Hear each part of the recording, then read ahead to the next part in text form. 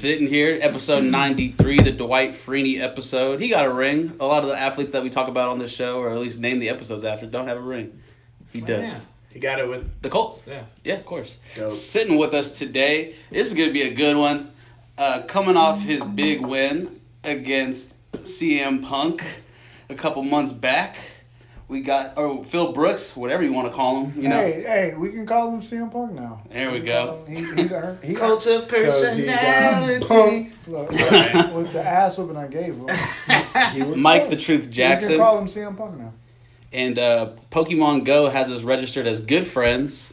Juan the Kraken Adams. We got 2 hearts, bitch. Yeah, we're working on that 3rd heart. That's like a Snapchat streak. Yeah, like y'all really be fucking with each other like that. Yeah, every day we sing What gifts. I miss? They both play Pokemon Go a lot with each other. Are you fucks with Pokemon Go? Are you in? No, my 8-year-old does though. Oh, good wise guy. Wise guy. You know, I had to get I'd Pokemon invite Go. you to let them hang out with them, but that sounds suspect. I had to get Pokemon Go. I would let them hang out. My weight was a little out of control. There you go. So I needed to increase my physical activity level. And so you just like Pokemon. So walking. Oh, my son has the watch. Yeah. You had a watch? No, I need the watch. No, there's a Pokemon watch now? No, it's since release, so yeah. You put it's like a watch and you just... It's a Bluetooth connected. Yeah. So what it does is... I gotta step y'all games It goes off if like a certain color. So like if there's a Pokemon around, you just press the button and it'll catch it for you. Or if there's certain items you can get and shit like that, and it vibrates different colors. If there's a Pokemon around, you press the button and they pick it up. Yeah, that's how it's never that easy. It's never I had to increase my physical activity level, so I just started walking a lot.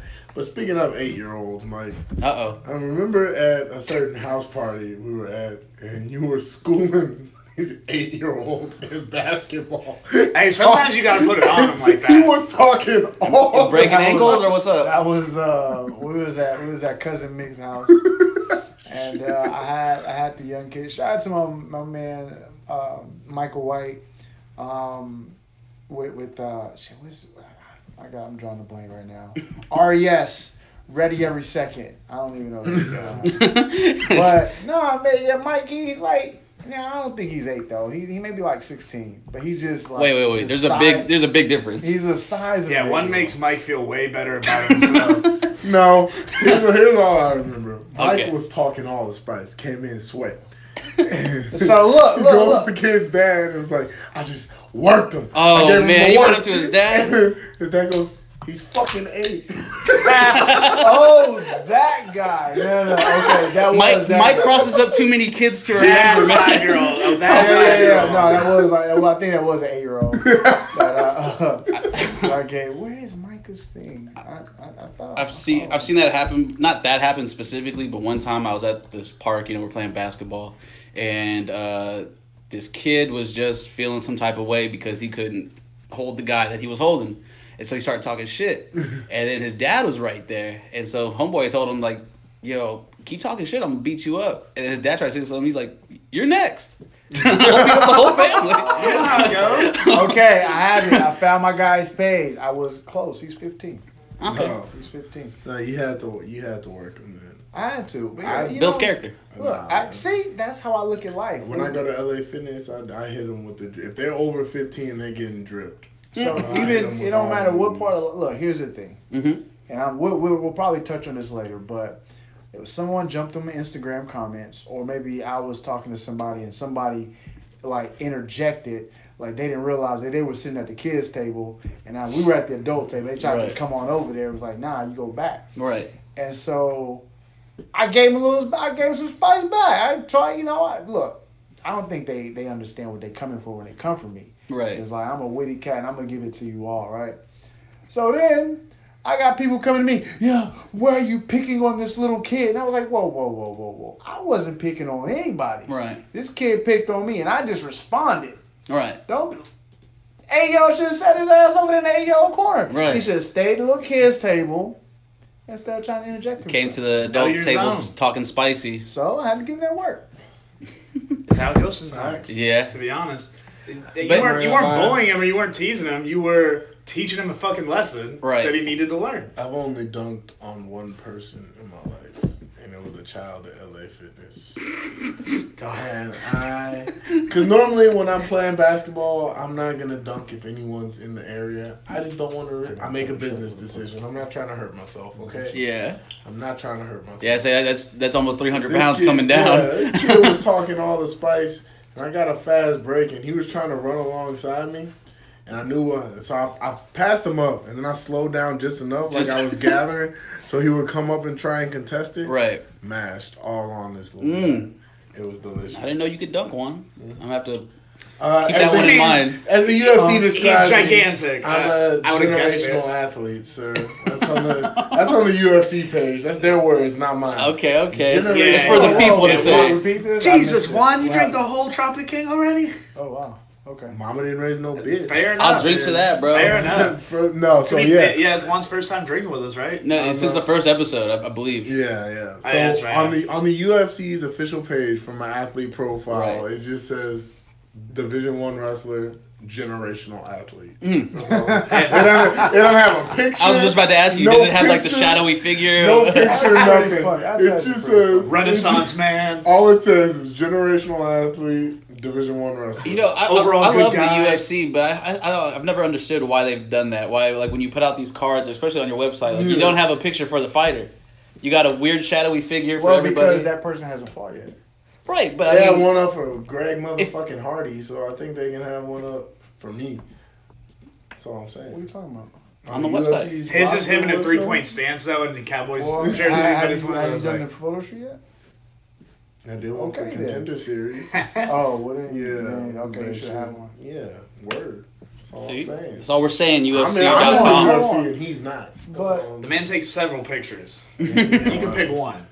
True. Okay, that's fair. I don't know. I'm just talking. Playing devil's advocate. I was trying to, but I mean, they messed up. Yeah, true. But like even then, like they've done it for people that like have fought in the UFC. Like I was looking at the card earlier on their website. I forgot which fighter it is, but they have one fighter. His picture is in black and white. I don't know why. And then the guy he's fighting, they don't have like it's a shadow. Because he's not a generational athlete, Carlos. He's a throwback athlete. But yeah, I was about to say like, where's this guy fighting from? You know, with the black and white picture. Like it was him, you know, sitting there, you know, looking all tall and proud. Fair enough. Black and white. I forgot what I was going to say. Juan, if I had to make another suggestion, one of them Amarillo by Mornings. Amarillo by Mornings? Yes, have you ever been to Amarillo? What's that? Have you ever been to Amarillo? Nah, I don't think I've so. passed it. It's not a good place. I feel like I've driven through it. Yes, I've definitely driven through it. I don't want to go. It's some hills have eyes type shit. Do you have like a bad experience in Amarillo? No. It's just I'm black and there's a lot of trees out there. Well, think about it. When like this thing, listen to how it sounds. Right. Be careful, those pop funny. Amarillo. Sorry. Like nothing about the town Amarillo is like, come visit me. Nothing at all. Right. Dirty bitch. Why? Yeah. Unless you're white. I'm so sure. See, but that's the thing, though. That's the thing. Like when you're white. Oh, it's 9%. Like you can literally just go anywhere you want to. Right. Now. Just about. No. Hold on. Hear me out. I have a caveat to that. But even with that, when you're like, you know what, white people shouldn't go to the hood. MLK. But hold on, I got something. Hold on. White people shouldn't go to the hood, but guess what they'll do? They're like, all right, we won't come to the hood. We won't come to the hood right now, but we will gentrify your neighborhood. And we'll be here in a few years. Slowly but surely. Don't worry about it. We'll be here shortly. White people can go wherever y'all want to go. 2 for 2. There you go. 2 for 2. That's how the third ward became what what do they call it? Midtown. Midtown. Yeah. That's blasphemous. Yeah. I don't know. It's still the Trey. All day. There you go. Treyway. That's all it is. Nah, like the only way white people really like go to the hood is those videos where you just like half of the video is chill, bro. It's prank. It's prank, bro. They try to pick fights with people. Or to buy weed. Yeah. Or to buy weed. We've all seen what was that movie where Malibu's Most Wanted? No.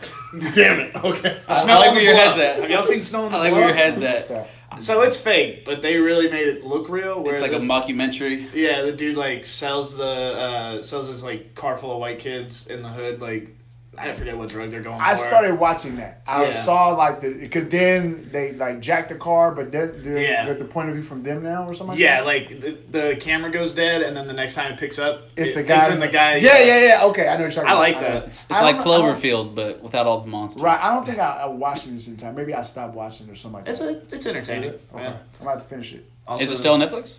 I don't know. I haven't looked for it in a while. I've already watched it 3 times. I was like, God damn. It was good, bro. I can't think of the last movie I watched 3 times. Okay, hold on. But see, here's the caveat, though, just to make sure I'm on the same page. Right. Give me another movie you've watched 3 times. Ooh, The Departed. You gotta keep going. Okay. Django Unchained. Django Unchained, I probably watched like 8 times when it came out. When it happened, Forgetting Sarah Marshall, I've definitely watched that like once a month. Yeah, you're definitely not winning me over here, guy. I think I know the angle we're going with here, and I promise I'm it wasn't just curious to know what you're watching 3 times. The things I watch you say what? the I most. love rom-coms. I don't fuck with the thing I watch the most is stand-up specials. Like I'll watch like a Bill Burr stand-up special. Am I holding this for you? No, nothing new. I watch. See, that's what happens when you try to, internet cultures with white people. Yeah, man. He's like, he tried to grab. Do you want me to hold Am I it for you? accepted? No. Am I invited to the cookout? I just want sides. I'll bring my bland potato salad. It's not bland, bro. It's got raisins in it. Karen and her damn potato salad. Did y'all see? It's this video of that girl putting the fucking straightener like on her tongue and clamping it down. And someone said when white people try a spicy food, it's like I'll try to pull it up. Speaking of movies we've seen multiple times. Yeah. Black Panther. When it first came out in theaters, I had a ritual. Every time I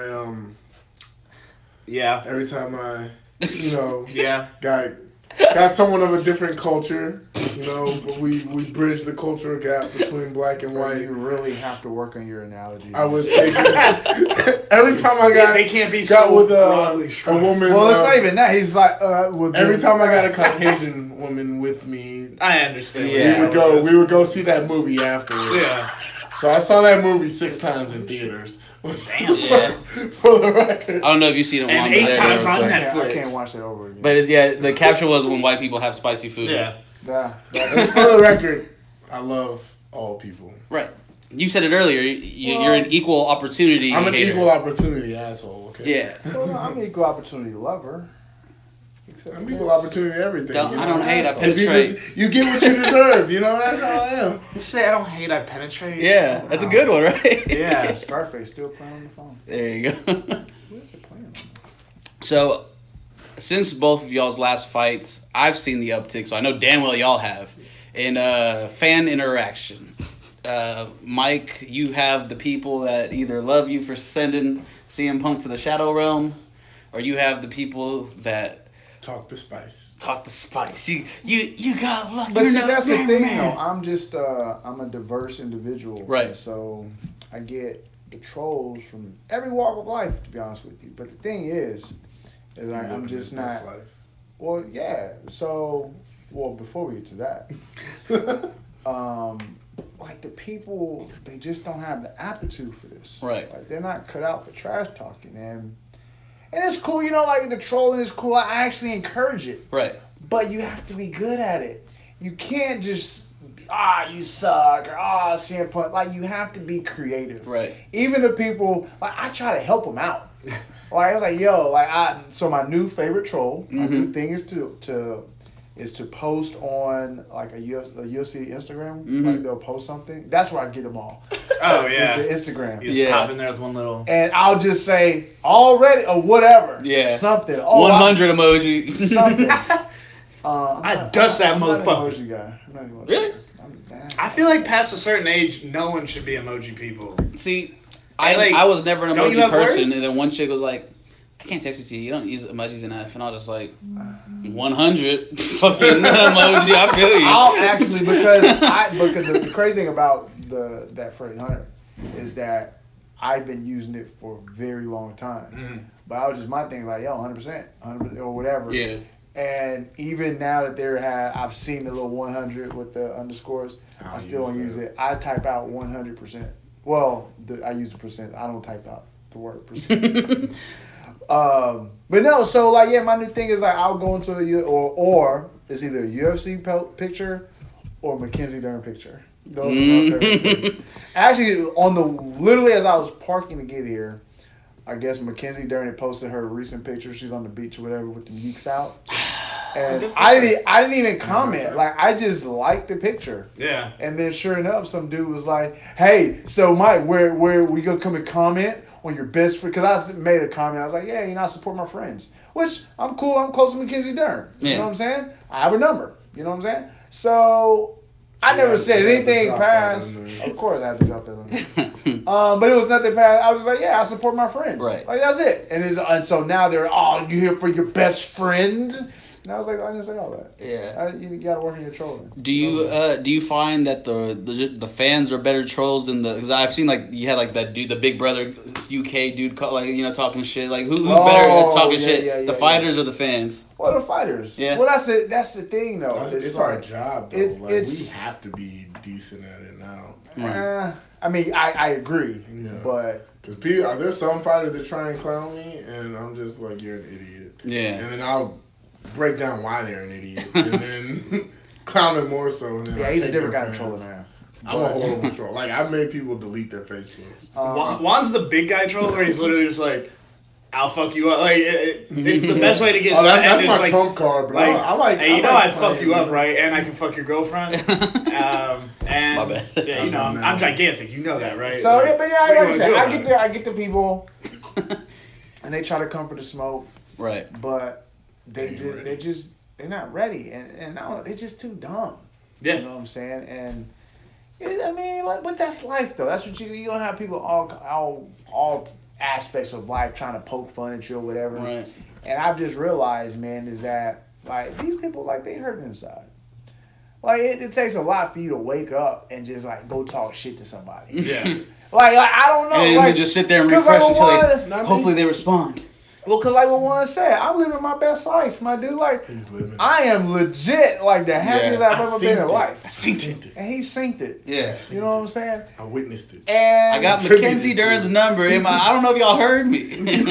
And that's not even a big deal. Dirt. That's not even a big deal. I'm in the UFC.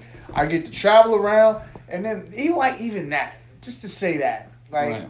I'm gonna have my third fight here sometime. I don't know when yet. But people mad at it. Like, the people are like, just that. Like, right. I don't even have to do anything. It's just me being in the UFC pisses people off. Oh, yeah. And I'm just like, I ain't even done nothing yet. You could never fight again, but as long as you're in the UFC. People mad. Still on the website, yeah. So, it's cool, though. Like I said, people, they upset. Like, look, if you mad at me, I legit had, since the fight, I haven't been here, but one of the biggest one, and it'll stick to my head to this day. And this just goes past fighting. One fighter, he was from, I want to say he trains at Dwayne Ludwig's gym in Cali. Okay. And I could not make this up. My dude came out and said, "I'm offended at the opportunity you got." And I just said, I had to reread the tweet a few times. Yeah. I was like, hold on. I jumped on that tweet. You're offended, like, because so now, but that's what I'm saying. Like, these people. Did he say what offended him about it? Because I got the opportunity. Yeah, that was it. Yeah. He's not gonna get. But that's the thing. That dude wasn't even training all his life. Oh. It wasn't like Sage Northcutt. Right. My dude been training. He had abs since he was like 5 and 6. Yeah. Right. He's been training. This dude probably started training like 19, 20. Right. You know what I'm saying? He's been doing this about 3-4 years. But I think that's actually what happened. and then he's offended. I'm just like, why don't you work at your craft and not worry about what I'm doing in my life? Right. Because that's just like, if I see a dude in a Bentley ride by and I'm just like, damn, look at this dude in this Bentley. I'm my fucking. Why do you have so much and me so little? Right. Honestly, in my head, when I see a dude in a Bentley, I'm probably like, it's not your money. But like, he's offended at the opportunity. But at the same time, him being mad about it, it's not gonna make time go back and you not fight CM Punk or you not put the work in that you put in to get there. It doesn't matter.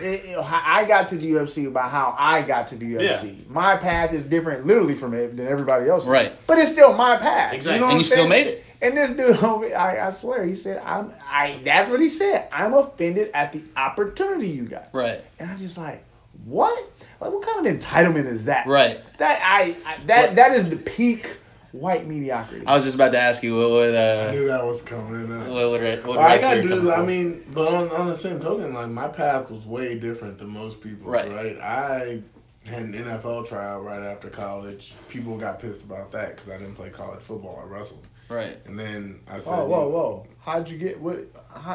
Why'd they give you an NFL tryout? You ain't never touched a football. Generational athlete.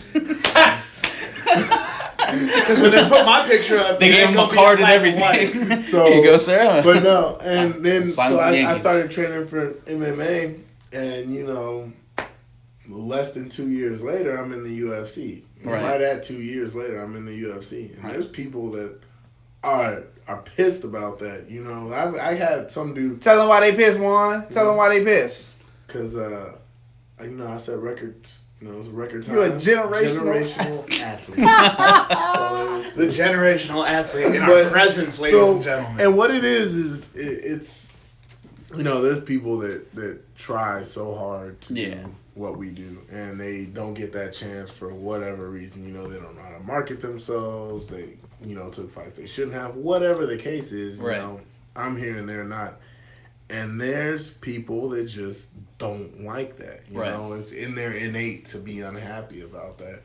Yeah, you just can't let it fade. You also have the fans. I saw a post maybe a week ago, and you have I guess he's a fan. He wanted to pay you for pictures of your he didn't want to pay me. That was the problem. Oh, okay, that's right. I got no problems, selling pictures of myself, okay? Yeah. I know at the end of the day. What kind of picture is it? The guy was asking for very explicit. He was very graphic in his description. Yeah. And I quote, "Send me a picture of your dick on rock hard, hanging outside the front of your boxers, with your phone camera in your hand, looking up with your dick on rock hard." Dude knows what he likes. Your boxers. He goes, then put it on a Facebook post private just so I can see it, and then send it to me in a message. And I said, "Nah, I'm good." That's all I responded with. You're very respectful about all of it. Yeah, because I understand people like what they like. I'm not. That didn't offend me that a gay dude was asking for my pics. What offended me was how aggressive he was about it afterwards. I said, "Nah, I'm good." That should have been the end of the motherfucking conversation. Yeah, well, I guess I'm not gonna get this guy rock hard.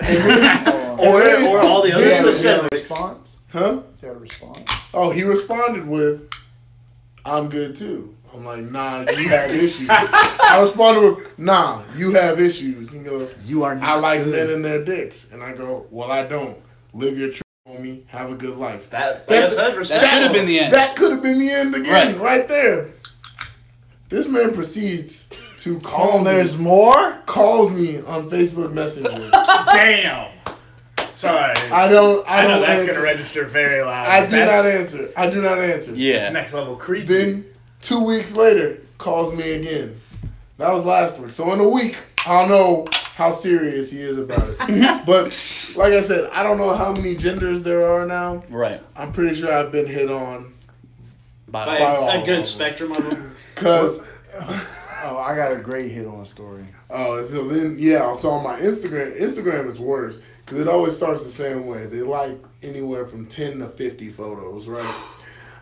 I wake up at 5 a.m. This is fame, bro. That's when I wake up. It's good to be ugly sometimes. I wake up at 5 a.m. and I'm like, all right, get ready for my day, brush my teeth, pull the hair back, whatever, do what I got to do. I look down at my phone. Got a text from my chick. 50 notifications on Instagram. I'm like, oh shit.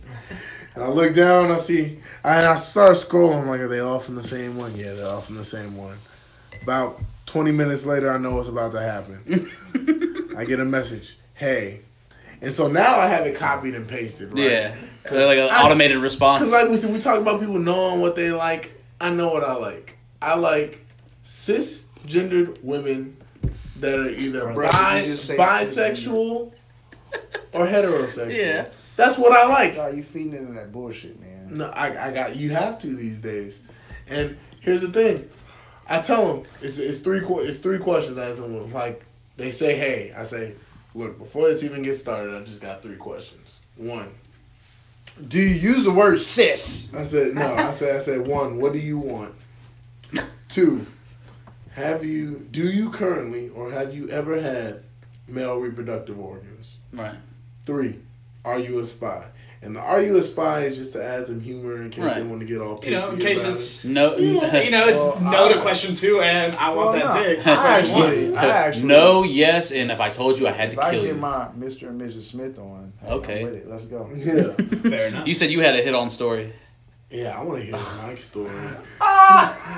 This is funny. How long ago was this? This is maybe 10 years ago. Okay, less than that. So. Less than that. 10 years or less. I don't know. It's been in this decade. Definitely in this generation. So, Obama was president. Ooh, that's a good question. Maybe not. Bush is president. Oh, shit. No, I think Obama was president. Anyway, so I'm out like at an IHOP, right? It's late. I'm over kicking it. And as I'm sitting, my dad is a police officer, my biological father. So I used to kick it with him, whatever. And so anyway, you walk in the IHOP we were over there off Braeswood. Yeah. You know, kind of 69, little hood, you know.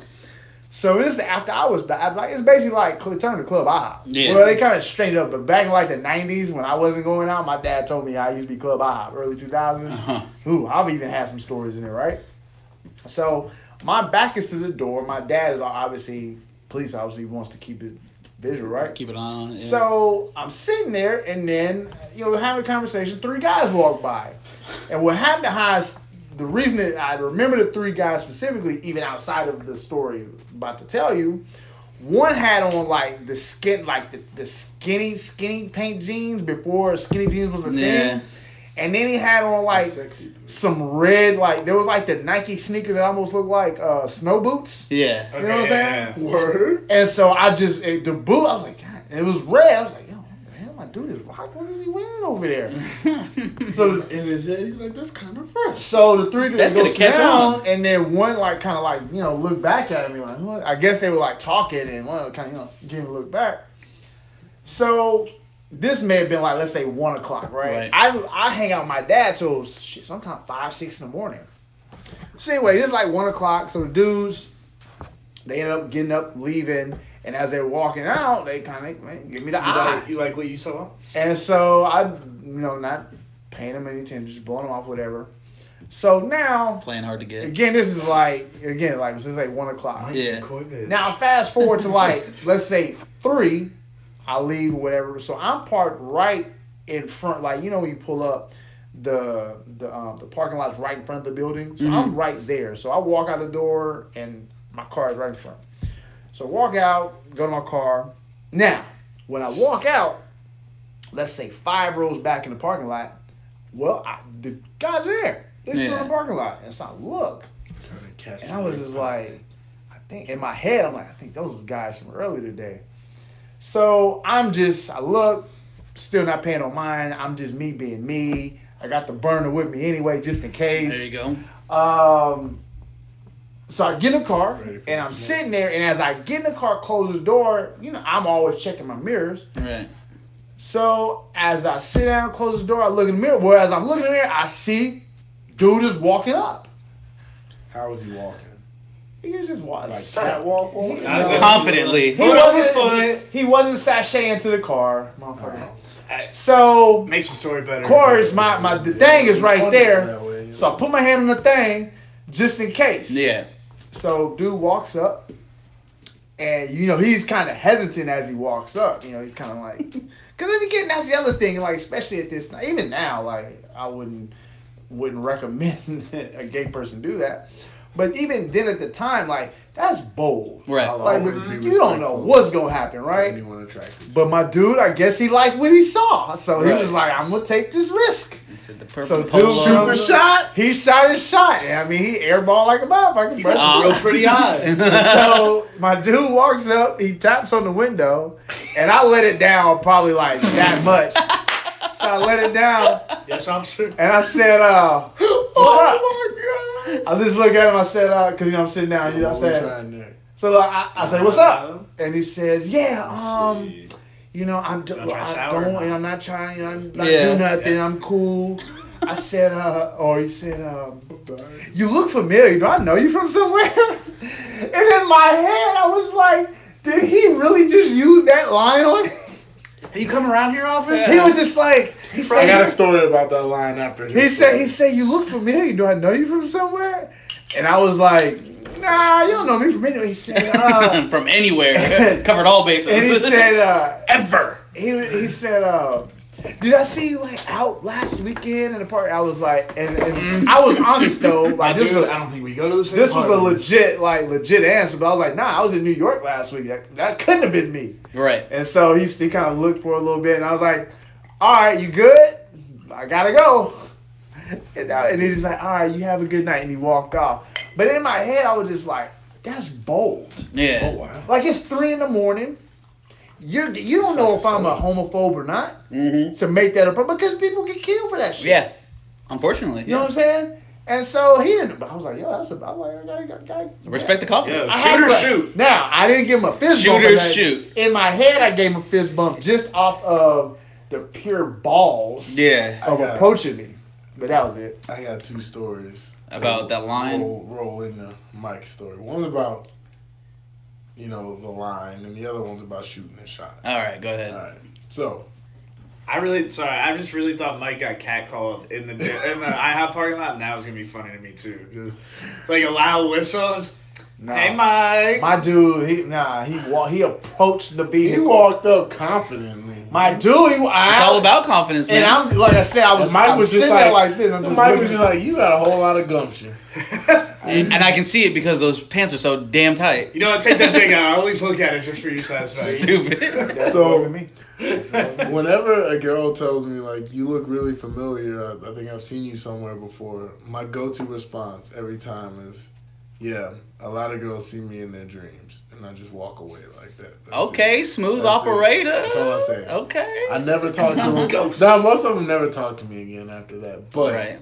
It's a good way to exit, Right. They can never say Juan Adams isn't confident. The other one about shooting the shot. I was out with Mike one night, and I was like, Mike, man, I don't know if this chick is feeling it or not. Should I shoot the shot? And he was like, man, I'm just letting you know. I always shoot that motherfucker. So I shot Kobe with the rock. I got a shot, and you always got to shoot your shot. If you got 3 rounds on, you still got to shoot the shot. Yeah. So, sink that bitch. Hey, there we go. We shot the motherfucking shot. No one talks about how you missed. If you missed, you missed. That's it. No one's like, no one talks about the club stories where you missed the shot. Right. But there is one story I gotta tell you about a homie shooting his shot and missing terribly. This chick straight Heisman old boy. Oh shit! One time, and I was cracking up. It was one of those, those dudes that everything's put together, but they're still ugly as shit. Mm-hmm. You know what I'm talking about. Right here, bro. You don't have to be so rude about it. I'm right here, bro. You don't have to be so rude. Nah, not you. I'm talking about this dude, like, all the traits that make someone stand out in a club and what increases tall. They can be tall, built, whatever. Pretty much reasons people would talk to you. Yeah, this homie didn't have any of them. He was just dressed well. So he was dressed well, but everything else that'll do a couple things for you. And he was doing that thing where you kind of like start slowly dancing near a chick. Yo, I'm glad you said that. I got a story for that. And hoping they're like feeling you and come back. Okay, energy. And like I've literally never done that. Keep that same energy, and you don't need to. Right? Different strokes for different folks. You feel me? Homie was trying though. Yeah. And finally, I guess he grabbed the ball down. He went with the side one arm thing. Yeah. And he grabbed her. Homegirl wasn't about it that night. She straight just in his chest, like homie felt it was a step up part of the section. He fell off of that step up part. Jesus. And me and my boy saw it, and I couldn't recover the rest of it. Yeah. I was laughing my ass. Anytime you walked up to you, just bust out laughing. I've never. Yeah. See, my thing is like, I just don't want to be rejected. So I was like, you know what? Just don't even put yourself in that position. And I don't give a single fuck. But Now, like that's how I started. Now it's a completely different mindset, right? Been in the league a little bit. My thing is, I've showed up to a couple All-Star. My thing is, can you not like tell? Are you just that disconnected with social cues where you can't tell like a short just isn't fit like somebody whatever? And obviously you got the dudes who are like assholes and they're gonna push it, you know. But my thing is like if I've ever been in that position where like I see a shorty and I'm kind of like doing my thing and there's like no like feedback, then just shut it down. Yeah, just shut it down. Go on to the next one. But you got some people who can't pick up on like certain cues. You know, and I'm talking about. Or if they do, they're like, maybe I need to try a little harder. Yeah. I ain't got time. Look, here's the thing. I'm Michael Q. Jackson, and I don't have time for that shit. I'm not Mike the Lie Jackson, all right? You know what I'm saying? Look, look, I know everybody don't know who I am. You know, I'm not like a mainstream popular cat, you know, and not everybody know who I am. And there gonna be some people who may not be attracted to me. Hey, it is what it is. At the end of the day, look, I got enough shorties that will look at me and like, yo, he's cute. You know what I'm saying? As opposed to the chick that is for me, and we gonna just drink it out the bottle. There you go. Like, I have a story about how like a dude dancing on a chick. Our mutual homeboy, you know TJ, big TJ. Shit, he probably met him in Katy. Big guy. One time, we were at big TJ. We were at his birthday party. I was probably like 19 or 20 years old. Should have been in the club drinking. So was this in Midtown? Yeah. That's how I know. I think I know who you're talking about. I used to run security in Midtown. There you go. That's probably how we met. Goddammit. So whatchamacallit? We had this mutual homeboy. We called him Ali the Thief because you couldn't trust him around anything. He'd steal. You know. You would think. Yeah, like no, it doesn't matter. Like, is that like a Sam Hogarth thief? Oh no, man! Why you gotta drop that, man? Jesus Christ! I feel like that was super inside baseball. I did not endorse that, and I had no prior knowledge of that statement. Sam, you've always been good to me, Sam. That was a lob. That was like if Allen Iverson and it was like a fast break and Allen Iverson just dropped just the gift of all gifts in your lap. And you just so Ali the Thief, we're at the club. Two hand slam that. We're at the club and Ali the Thief is trying to dance on this chick, and she was like, "No, thank you. I'm a lesbian."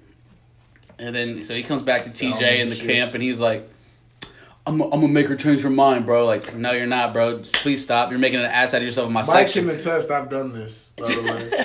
I have made one change her mind. TJ was like, don't do this. Good for you. Don't do this. Don't make an ass out of yourself in my section, or else I'm about to kick you out. 5 minutes later, bro, I shit you not, bro. Chick's right here. He's literally putting his fucking leg up on the fucking Captain Morgan, like on the fucking like section, like on the stools, and he's just dancing on her. And she's like, because he is not a big guy. He is tall, but he's small. And yeah, like you said, he went down real fucking quick. And she was just like, I told you to leave me the fuck alone. And like it was like one of those needle scratch moments. The club got quiet. Like, yeah. On the ground. I bet you're wondering how I got here. Yeah. Hold on. Did the needle scratch? Oh no, I wish. It was just like in between songs. That would have been hilarious. And you get the like, what? And then everyone like turns and looks at hey, somebody stomp this motherfucker out. Yeah.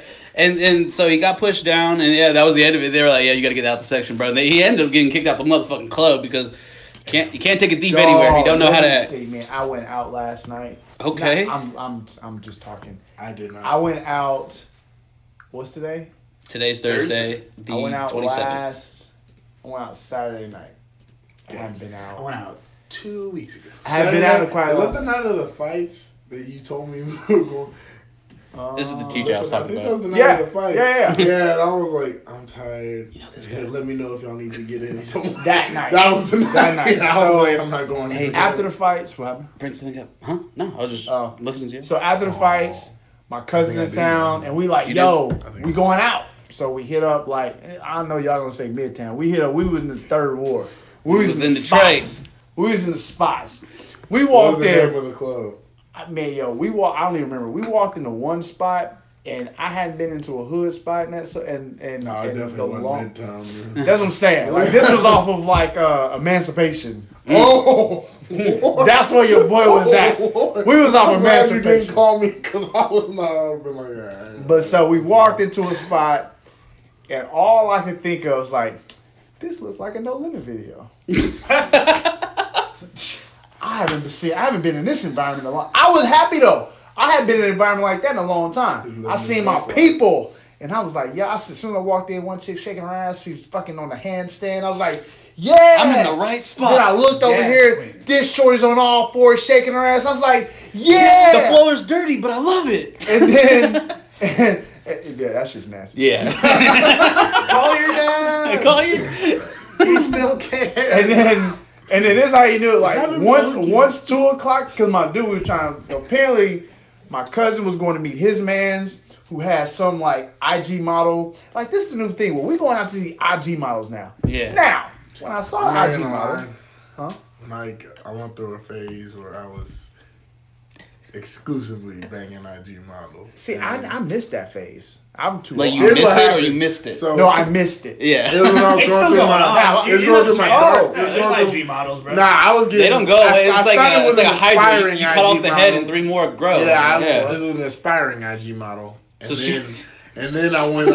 She only had 300 followers. Can I my story? Yeah. Let me think. I promise you I'm gonna forget. Yeah. I'll finish it. So bitches on all fours. I see the IG model. Like we already at the let out now. But hold on, before the let out. So before the let out, I see the chick shaking her ass and shit. We're trying to find my man's. Couldn't find his man's. And sure enough, 2 o'clock hits. Turn the lights on, and all the security with the guns. They didn't have their guns drawn, but the guns on the hip. They was ready. And they just put, all right, get the fuck out. And I was like, oh shit, I missed this. It's one of those. They said I missed this. Yeah. I don't think they wanted us here at all. I like that's kind of what it felt like. And so I guess we're meeting up with this man because we're gonna go to an after hour spot. So we get, the reason we want to go out because we see the chick with that. My man's got the IG model with him. This chick was fucking bad. So I see her, and I was like, yo, she's nice. I like the fuck out of her picture. So, see, that's not me though. Like, if you really bad, I can't follow you because I'll just be double tapping all day. Oh shit! I don't need that in my life. I got no shame. I'm gonna double tap that shit. But no, it's no shame. I just got better shit to do in my life. If we went to high school together, I do not. I like one every like 4 pictures that way. No, I'm still there. If I know you and you bad, I'm liking all them shit. Okay. Even if I don't know you and you bad, I'm gonna like them. Because here's my thing, like. I'm in the fucking UFC. I got 8 arms. I could know you. What the fuck? So generational athlete. So my dude was like, "Hey, we going to that now." By this time, that's a generational athlete for you. By this point, I'm not exhausted. Yeah, but I'm kind of getting there. I'm kind of washed. That night I was exhausted 3 hours before this. So my dude, he's like, "Hey, we gonna go to this." Actually, I take that back. This was Friday night. This was Friday. It was the night before. Then. Yes, I went out 2 nights in a row. This was Friday night. Double header, okay. Brave. So this is Friday night. So anyway, my dude's like, "Yo, let's go to the after hour spot." We went to one spot. Apparently, they were trying to charge like a $20 cover. Was it all 45? Nah, I think we were still in the tray. Okay. So we go there. They charge like a $20 cover. True pays no cover.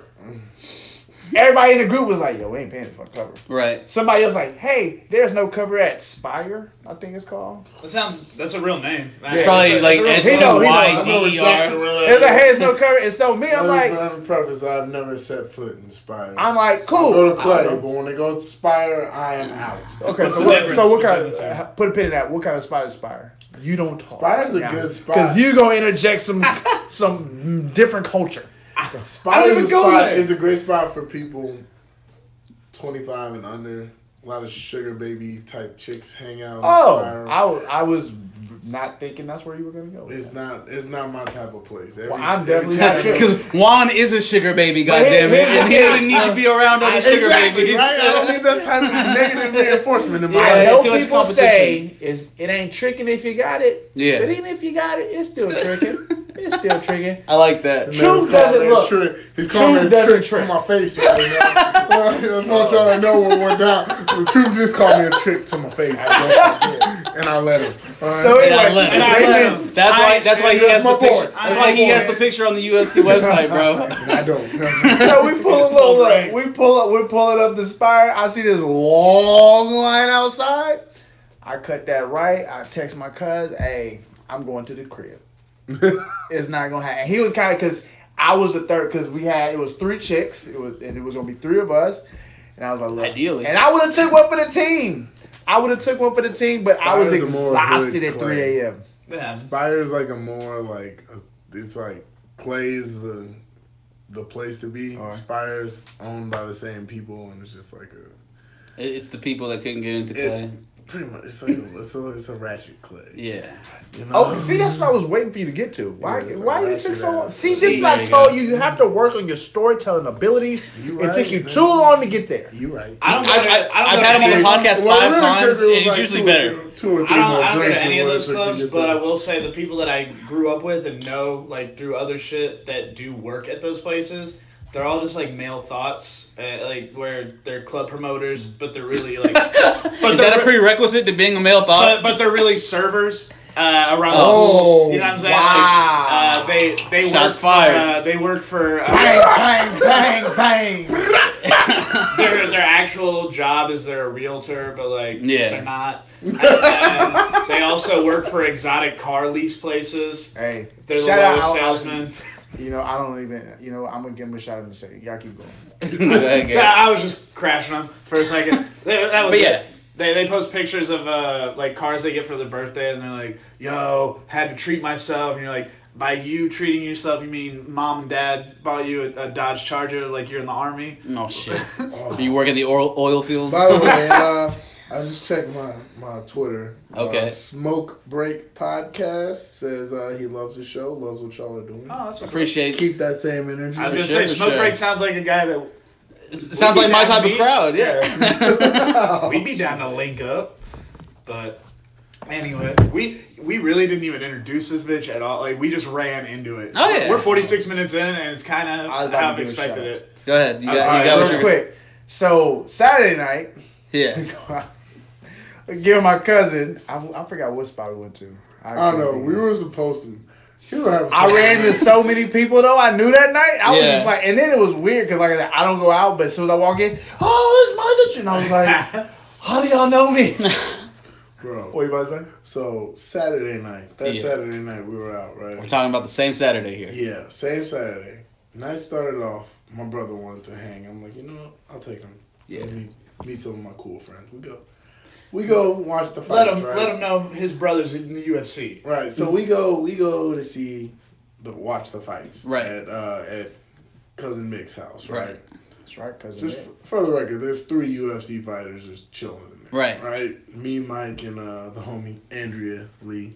One time. KGB. And so we're all chilling, right? Right. We all got the itis a little bit. The barbecue was flowing. Okay. Yeah, the barbecue was on fire that night. Okay. Who was the cook? River was the barbecue. Yo, shout out to River. Yo, she threw down. I didn't know she could throw down. I didn't either. Everyone was pleasantly surprised. It sounds like okay. We get out there. It's my kind of surprise. And so we chilling, and the itis hit me hard.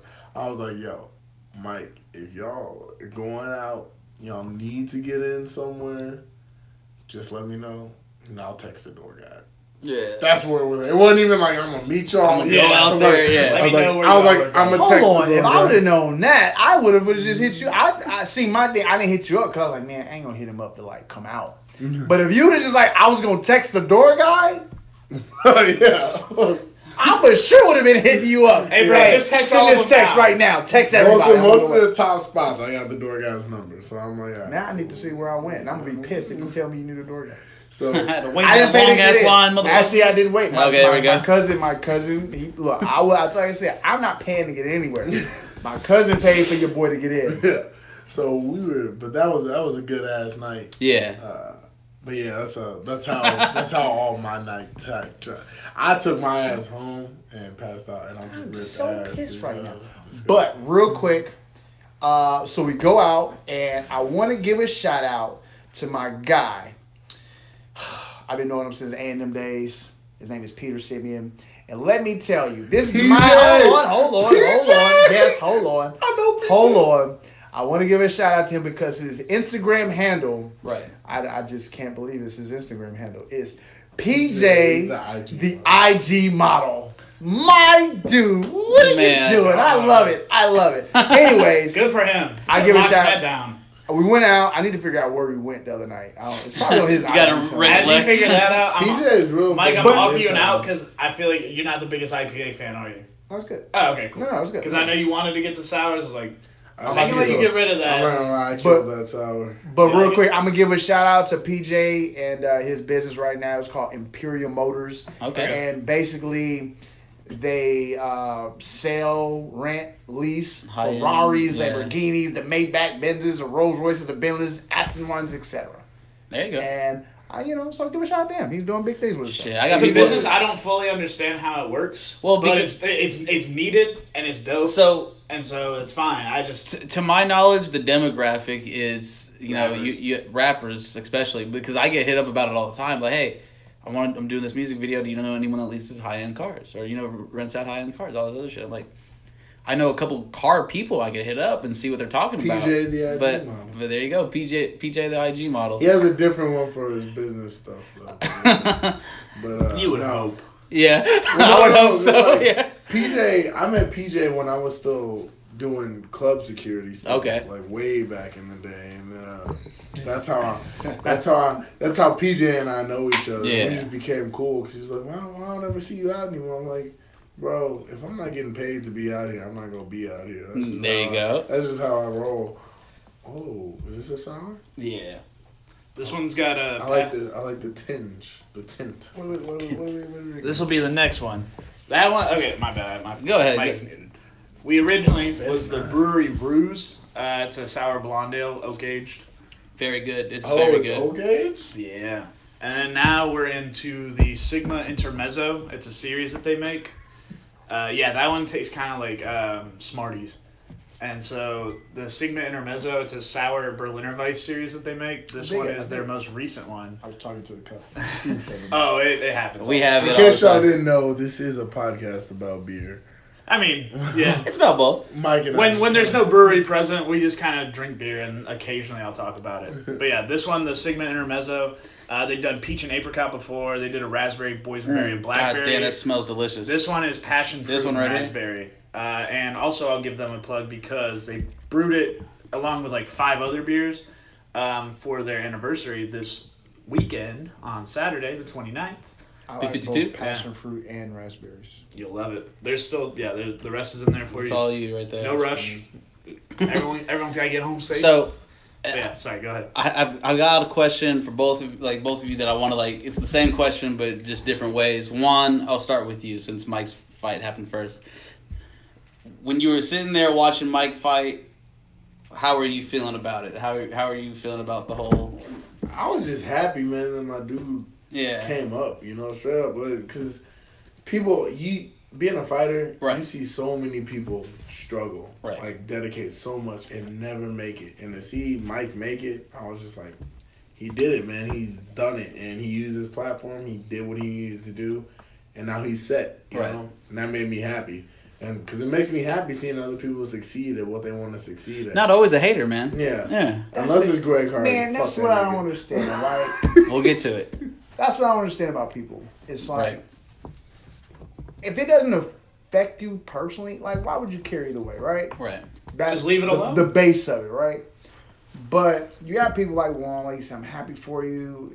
Even the people who don't even know. Like, he knows me, so it's a little different. Right. But, like, people who don't know me, it's like, you can be happy for me, and that's cool. But, like, why are you just like, oh, man, I hate that you had the, like, again, the dude, I had so many people. That you had the opportunity. There's so many people who would want me to work at McDonald's. That's the go, like. And even then, that still make them mad. They're just like, yo, how come you get all the fries?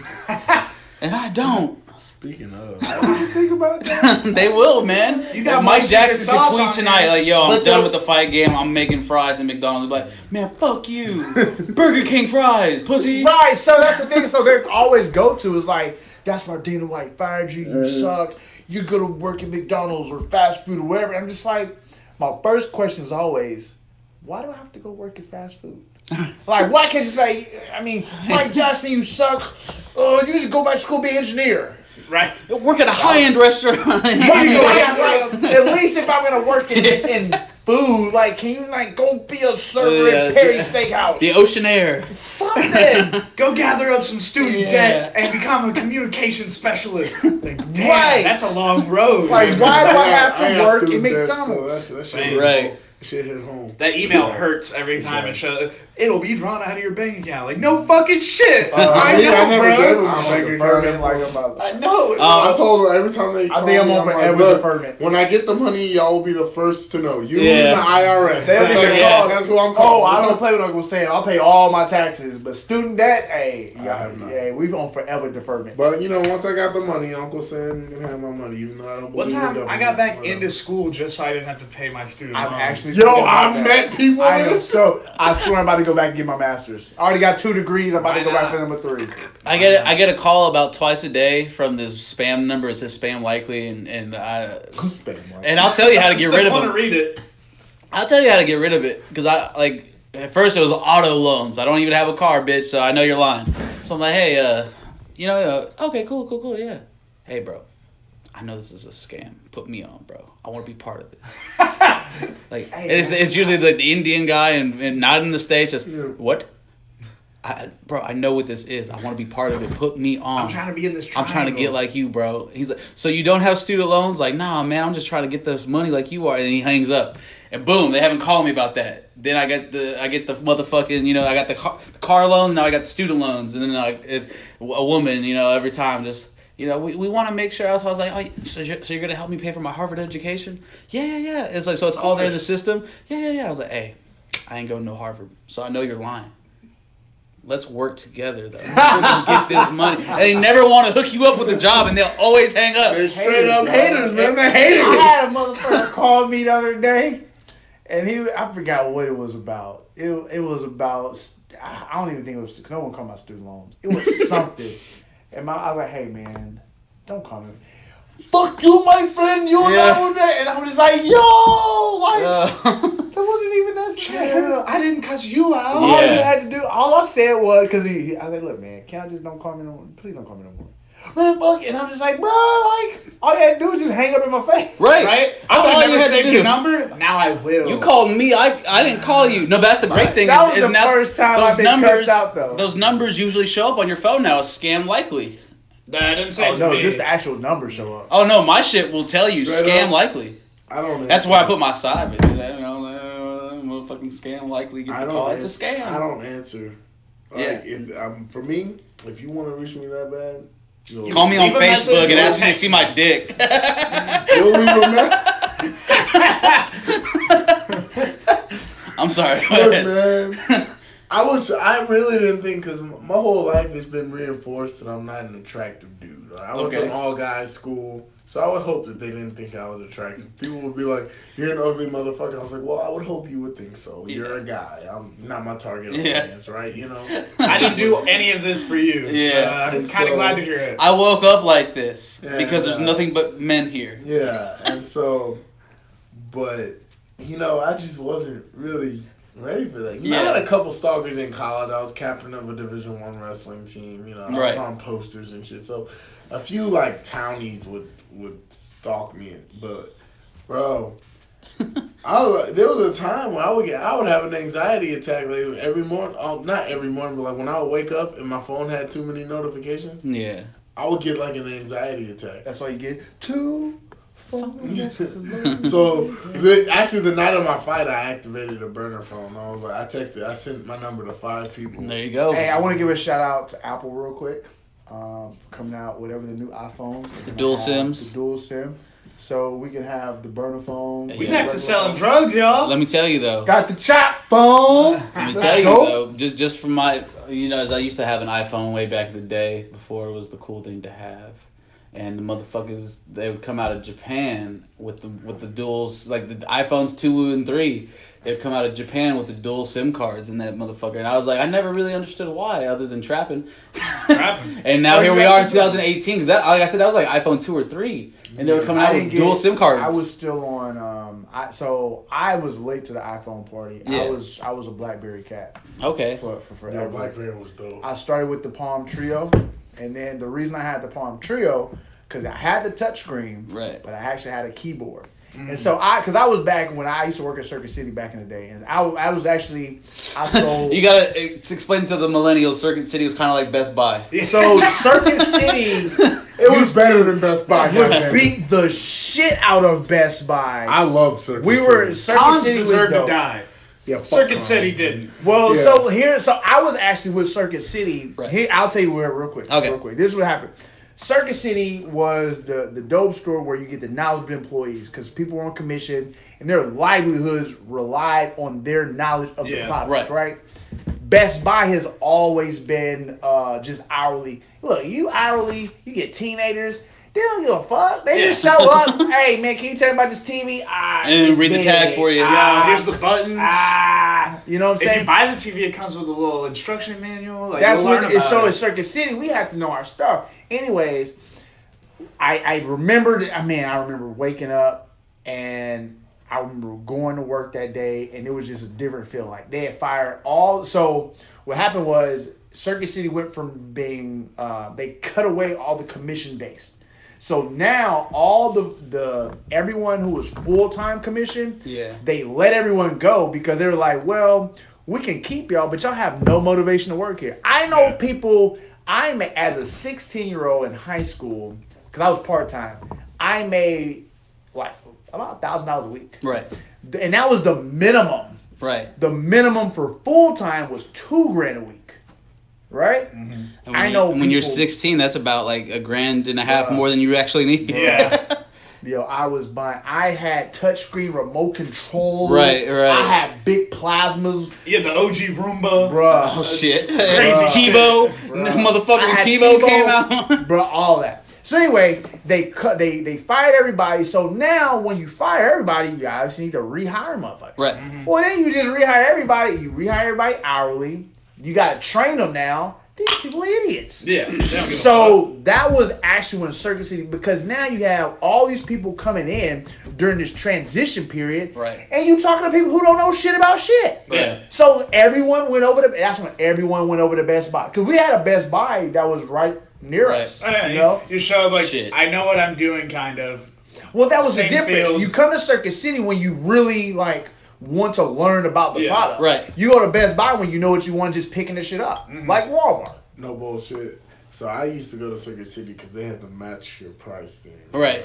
But I would only go there when I had reason. Because I was the kid that my mom wouldn't buy me shit because she was a control freak. Right. I feel you on that. Rest in peace. I love you, Mom. Happy birthday.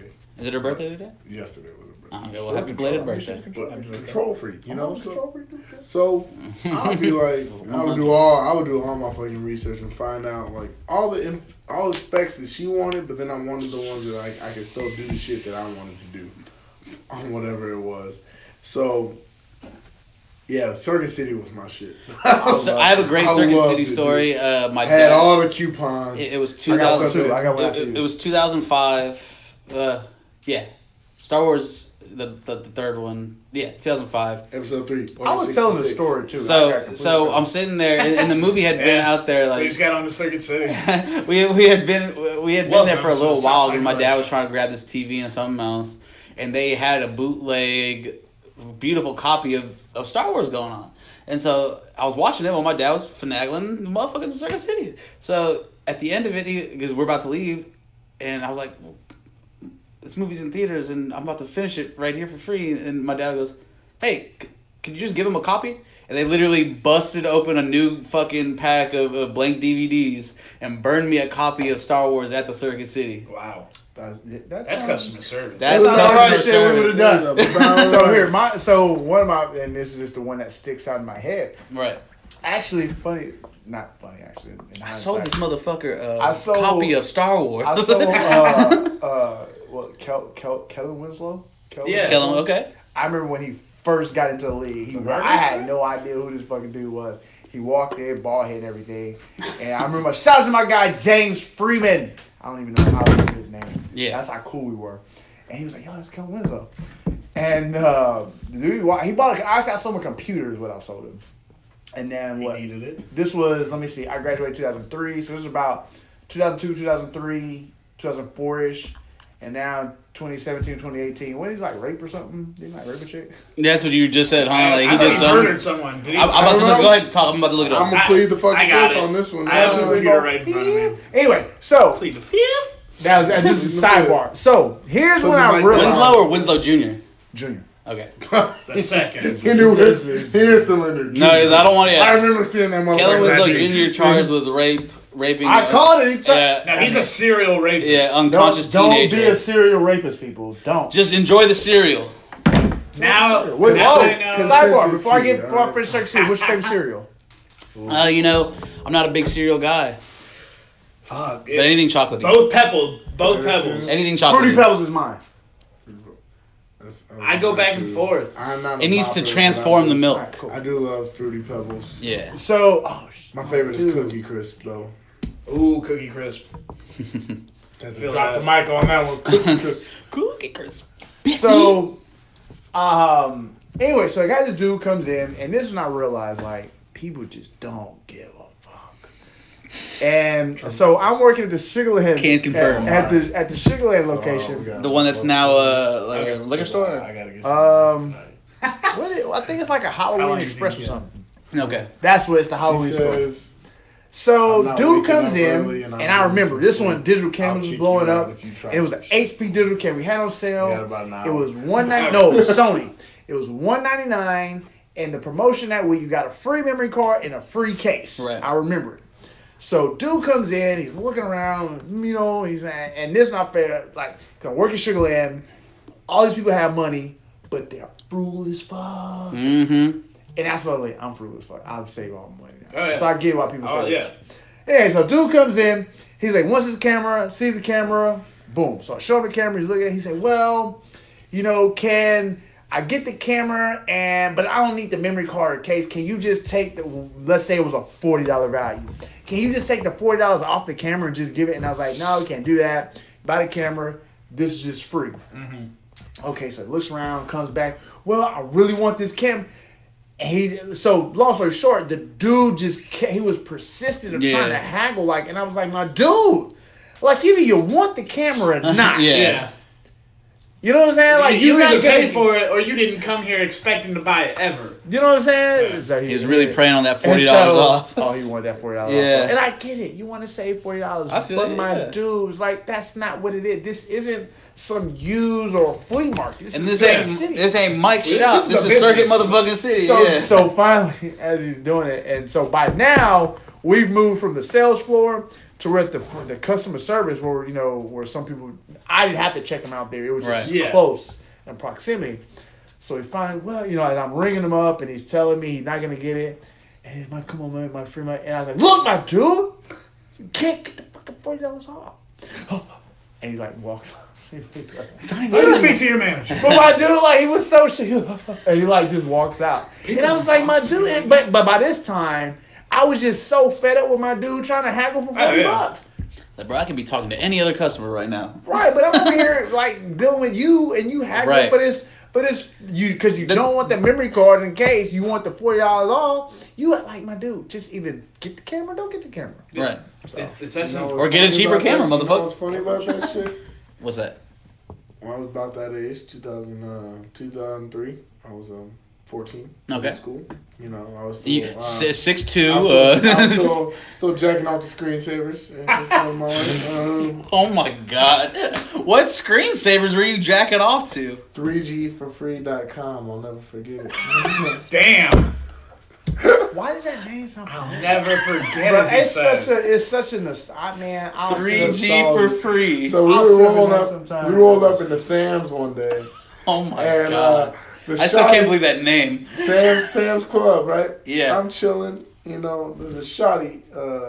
Right. It was Best Buy in Circuit City, and this is when I made the switch to Best Buy, personally. It was a baddie.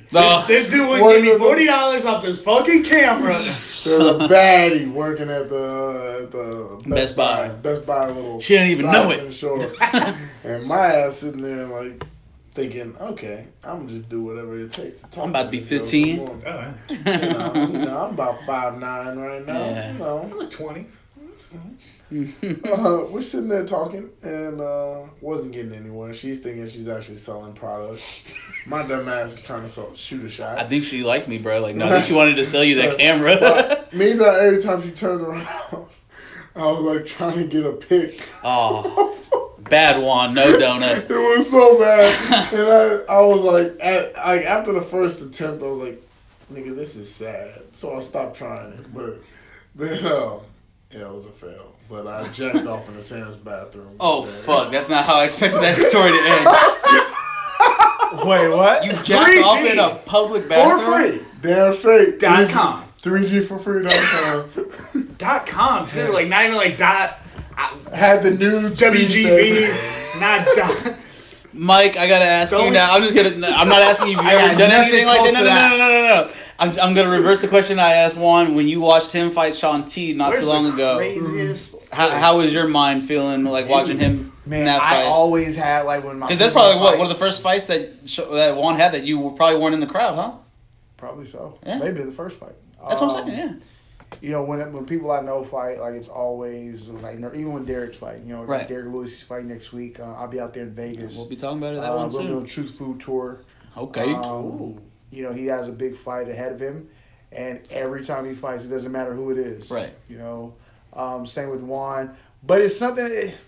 I mean, like, you just look at Juan goes up there, he like just smashes people. I don't know. Right. I don't It never feels fair watching Juan fight. Well, it starts off fair. Yeah. And then the bell rings. Right. And then he kind of plots over and just drop these hammers on him. He's just like, why? That's violence. Yeah. Why would you do that? But yeah, I mean, happy for the guy. You know, I've seen I'm not gonna say you've been a hard worker. As far as let me finish. Let me finish. Jerk off breaks. Let me finish. I'm not gonna say he's a hard worker. I'm not gonna say you're a generational athlete. I would say that. Yeah. I'm not gonna say he's put in the time and that's kind of what I mean by it. Like, I've been in this sport 10 years. My dude always say he's been fighting 2 years. He's been fighting 2 years. Right. He's on the UFC. Not knocking it. Right. Just saying he has put the time. So seeing that he's gotten there the way he has on the express route, right? I'm so happy for him because. Just like people are so mad at me about being in the UFC. There are a lot of guys who are out and they're fighting for little organizations. And do they deserve to be in the UFC? I mean, it's all subjective. Right. But I'm sure you get these guys who are fortunate or whatever, and maybe they just haven't got the right look on them for whatever reason. You know? You're not standing out. You're not, for whatever reason. Right. As far as the skill goes, it's one thing. You know, but not everybody got it. Right. Not everybody got it. He has it. He has the look. He has the charisma. He has the fighting capabilities. He has the background. He's not a Mike Jackson who is a fucking interviewer or a journalist coming in. You know, my dude has legit done his work. Right. You know, and whether it took him 2 years or 10 years like myself, whatever the route is, he got to where he belongs. Right. And I see him, you know, I mean, he ain't fucking going 205. He's going to be a heavyweight forever. And I feel like... Hey, that's what they said about Daniel Cormier, man. Give it another 15 years. Daniel Cormier's like 5'10". But you got a guy... but Daniel was doubting it. At the beginning, he was like, oh, you want to go down to 205? Difference, way different than this guy. Oh, yeah, of course. But you have... Yeah. It's that. But no, the room for growth was there. I would like to say he's young. There's so much that he's gonna learn from just fighting itself. Right. His striking is gonna get better. His wrestling is gonna get better. His jiu-jitsu is gonna get better. All of these aspects of his game are gonna get better. Right. Being in the UFC, and I mean the ceiling is. I mean the ceiling that could possibly be there is limitless. Like it's so high. We can't even see it at the moment. Exactly. I like that. Because you just unlocked like a whole different level of resources too. By like signing into the UFC, it's like just I look and I'll be honest with you. Like I you know cousin Sean, he hit me up. You know, and we were talking about getting back in there, boogieing, doing the thing. But at the moment, it just wasn't the right move to make. Right. And, you know, we conversed a little bit. And then shortly after, I'm getting all these emails from different representatives. Hey, you know, if you got to go see this person, you know, we can take care of you. Oh, like, we got to work on your contract here. And I'm looking at these emails like, oh, what the fuck is going on right now? Like, y'all really do care. Yeah. You know what I'm saying? So, and obviously everyone is different as far as, you know, the resources that they're allowed. Right. But, you know, being in the UFC, look, the Performance Institute. That's what I was about to ask both of you, yeah. Well, I went in there and took the best nap I've ever had. Something about the oxygen in the room, motherfucker. Well, they have these sleep pods. Okay, yeah. So basically, the oxygen is kind of controlled, yeah. Honestly, when I went up there for my media stuff the first time, me and my trainer both went in and like, look, all this stuff is cool and everything. We heard there's a nap room.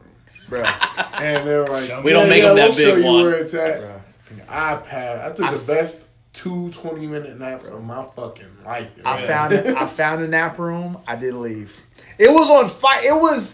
Actually, I left because the fights had started. It was Mike, you gotta go out there. Well, no, it was when Derek fought in Vegas. It was right. I forgot who it was. It was Hunt or no? It was Ngannou. It was before the Ngannou fight. Hunt. No, or was it the Ngannou fight? No, I mean it wasn't Ngannou because I didn't go. Yeah. But I was hanging out. I went there. I wanted to check out the PI, and then I went there to eat. Mm-hmm. Yeah. The kitchen staff is, man, it's so delicious. Oh, I bet. So I'm going there, I'm eating it and stuff, and then I was like, yo, let's go to the sleep room. Right. Go to the sleep room, pass out, wake back up, prelims on. I was like, oh shit, I gotta go. How does a sleep room work? Look, there's a chair. See, you remember? Okay, y'all seen Men in Black? You remember Men in Black? All right, you remember the egg-looking chair? So it looks like that. But it has a thing where you got your legs up, right? And then like this, the globe. You're almost in this globe. You can close it. It's that you ever seen that movie? It was Vince Vaughn and Owen Wilson. I know that's the Google movie. Exactly the Google movie. They have those exact things though. These little sleep pods where like you said, it's the Men in Black chair, and you can put the hood over it. That's crazy. It's dope. It's dope. I need to take a nap on one of these motherfuckers. All right, Juan. I know you're a coffee fan. Avid coffee fan. Yeah. So I'm gonna crack open a beer that has coffee in it, and it's been aging since 2016. Let's go. Okay. Mike, I know you said you have another fight coming up, or are y'all working on something? You know, MMA, boxing, or what? What are you talking about? I'm asking. I'm asking. with the UFC. I know, yeah. I'm asking, man. Yeah, I'm asking. So why would I do? We don't fight outside. Oh, well, see, I was under the impression that Zuffa boxing might still be actually happening. Well, you know what? I would hope so. I don't know. Yeah. I don't know. I would like to it. Obviously, you know, I spoke it into it. I put it in the air. Yeah. And I was like, Uncle Dana, you know, one super boxing, let's make it happen. But as far as it coming to fruition, it's not looking so. I hadn't heard anything. Yeah. But no, you know, I am still signed to Zuffa. I am under contract with the Ultimate Fighter Championship, and hopefully, you know, we'll get something early 2019. I think. You know, we had something that was coming up in 2018, but like I said earlier, it just to be honest with you, I think it was a great fight. Yeah. That they were. I was like, I was like, let's make the right moves. I think and hopefully that fight comes back. I think it'll be a great fight for me. It'll be a fight where I can go out and fully show my skills. Right. You know, the Phil fight, man, the Punk fight, and that's something that I kind of want to like bring back on, because like you said, like this is gonna be a fight like that you're talking about, where you can show like the full range of your skills. Well, see, with the Phil fight, and you said it as well, and then it kind of, and Dana definitely didn't take it well, but like you kind of knew that you could win this fight at any moment, so you didn't kill the guy. So here and some time has passed. Right, kind of reflected. Being in, I don't, the people who are like talking bad about it, whether it be the fight or myself or Phil, right? These people have never been in a fight. Yep, 100%. I can probably count on one hand how many fighters have said something, and none of the fighters are in the UFC. Right. Even the fight, like because I've had a couple people in the UFC call me out, but it's all been respectful. Right. It's been nothing crazy, which I appreciate.